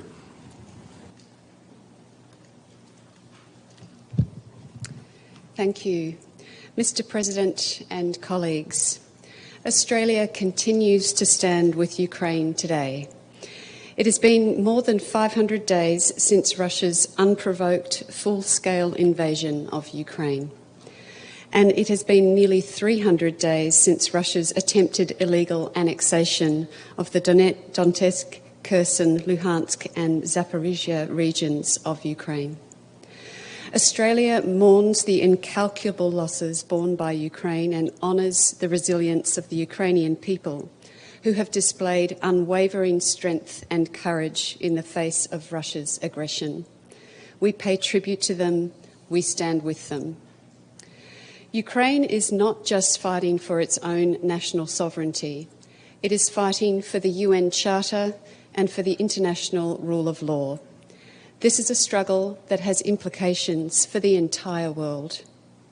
We have seen the impact of Russia's aggression on global food and energy security and express our concern for the impact on developing countries and the world's most vulnerable people. In this context, Australia is deeply disappointed that the vital Black Sea Grain Initiative has not been extended. This was an initiative designed to contribute to the predictable supply of food around the world, ensuring grain reaches those who are most vulnerable to food insecurity, including those countries afflicted by drought and famine. We call on Russia to demonstrate its commitment to developing countries' partners and honour the initiative and allow the resumption of this vital trade.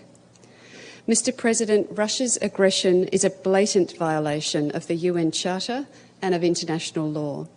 This aggression cannot be normalised and nor can it be minimised. Australia calls on Russia to immediately withdraw its military forces from Ukrainian territory. We call on all UN member states to hold Russia to account for its egregious violation of international law. We must never accept a situation where larger countries determine the fate of smaller countries. We strongly support the sovereignty and territorial integrity of Ukraine within its internationally recognised borders. Mr. President, Australia is deeply concerned by the findings of the Human Rights Council's Independent International Commission of Inquiry that Russian authorities have violated international humanitarian law and international human rights law and committed a range of war crimes. This includes findings of willful killings, attacks on civilians, unlawful confinement, torture, rape, and forced transfers and deportations of children. Australia continues to work with our partners to hold Russia to account, and we are committed to ensuring accountability for these serious international crimes in Ukraine. Mr. President, our objective is to support Ukraine to resolve this war on its own terms and in line with international law. Russia's attack on Ukraine is an attack on the principles that underpin peace and prosperity for us all. It is a terrible reminder of how much we have to lose if we fail to protect the rules-based world order. Thank you. I thank the distinguished representative of Australia, and I give the floor to the distinguished representative of Czechia.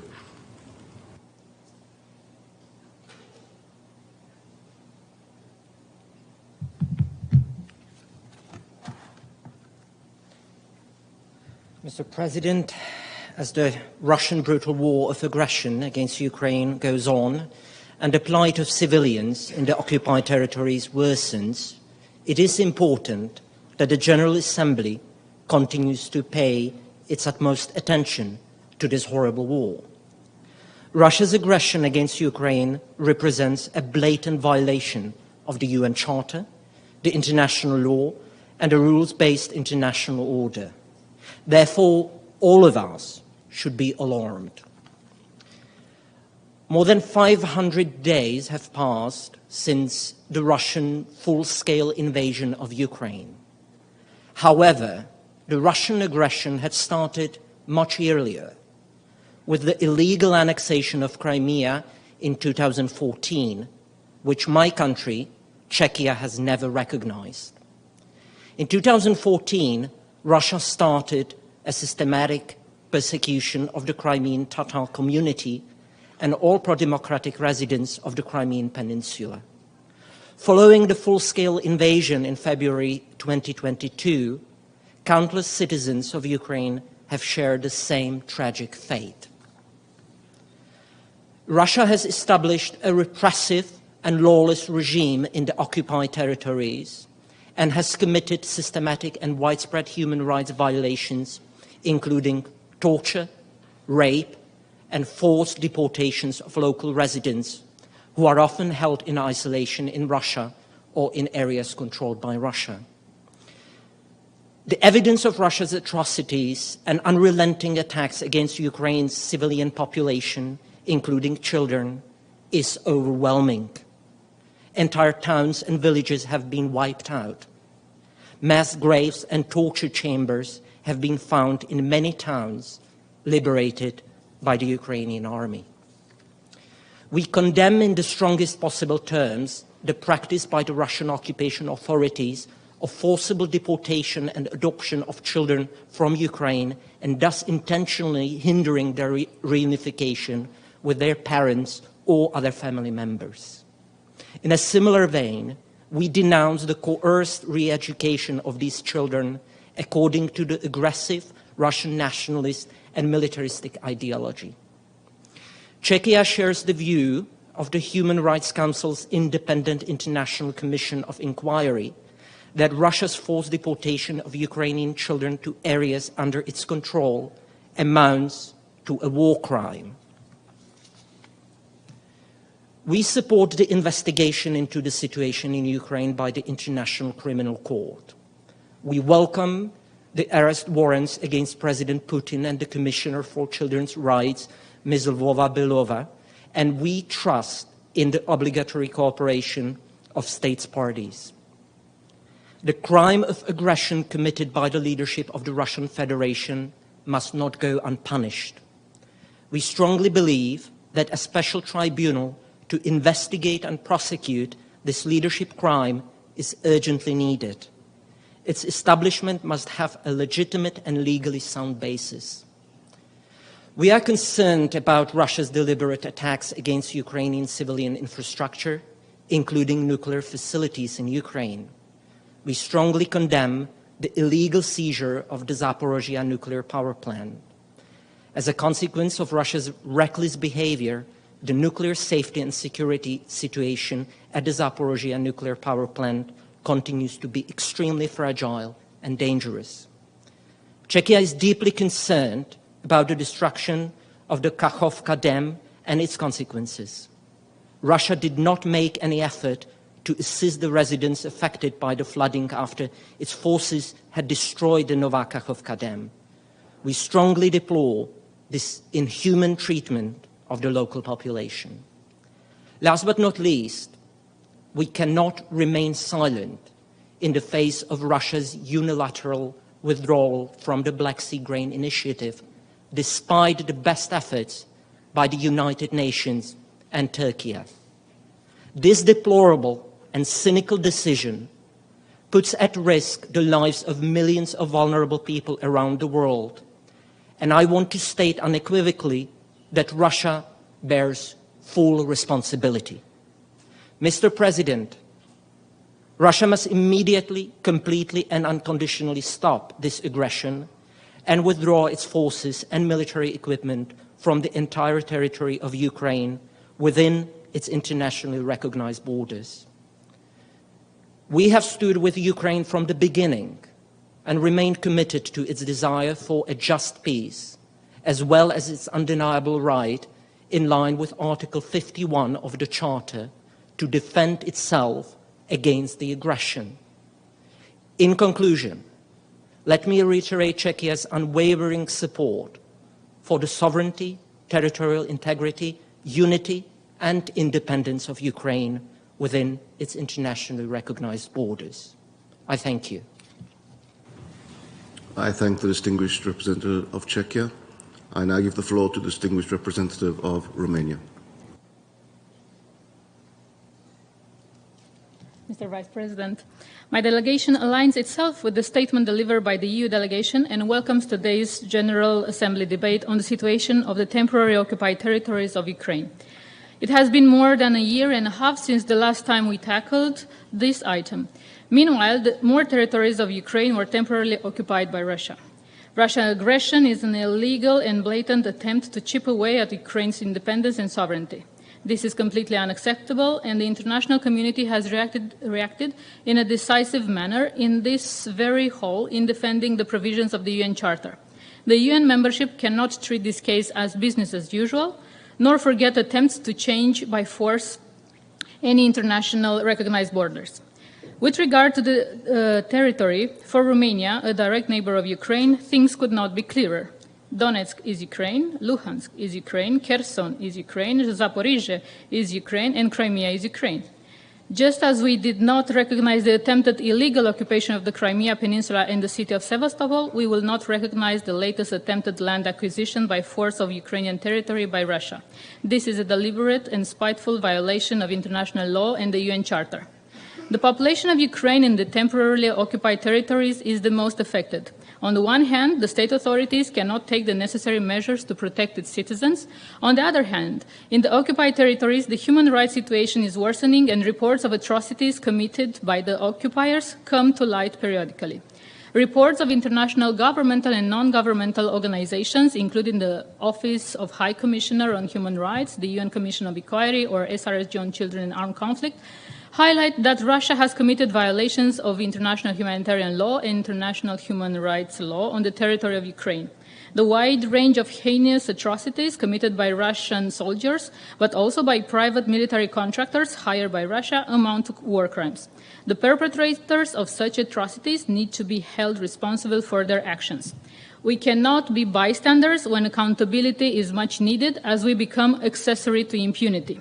It is in this context that my delegation welcomes the start of operations of the International Center for the Prosecution of the Crime of Aggression against Ukraine in The Hague. Mr. Vice President, out of the whole population affected by the war, children and youth in Ukraine suffered the most. Think that in the world puzzle of Gen Z, there is a missing piece, and that piece is the children from Ukraine. On our side, through national and local initiatives, we try to bring normalcy to the lives of the children from the conflict areas in Ukraine. A week ago, in north of Romania, Maramureș County, a new program of summer camps for children from Ukraine ended. This is a yearly program that started after Crimea, Donetsk, and Luhansk were temporarily occupied. Unlike re-education camps in Russia, where children are taken by force, in Romania they learned about science, culture, and in particular astronomy in their own language.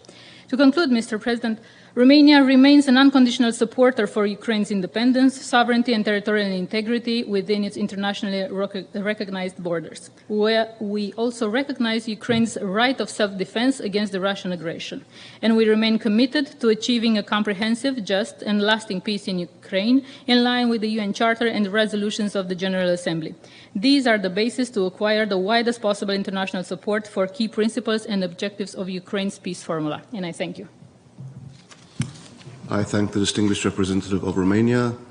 We have heard the last speaker in the debate on this item for this meeting.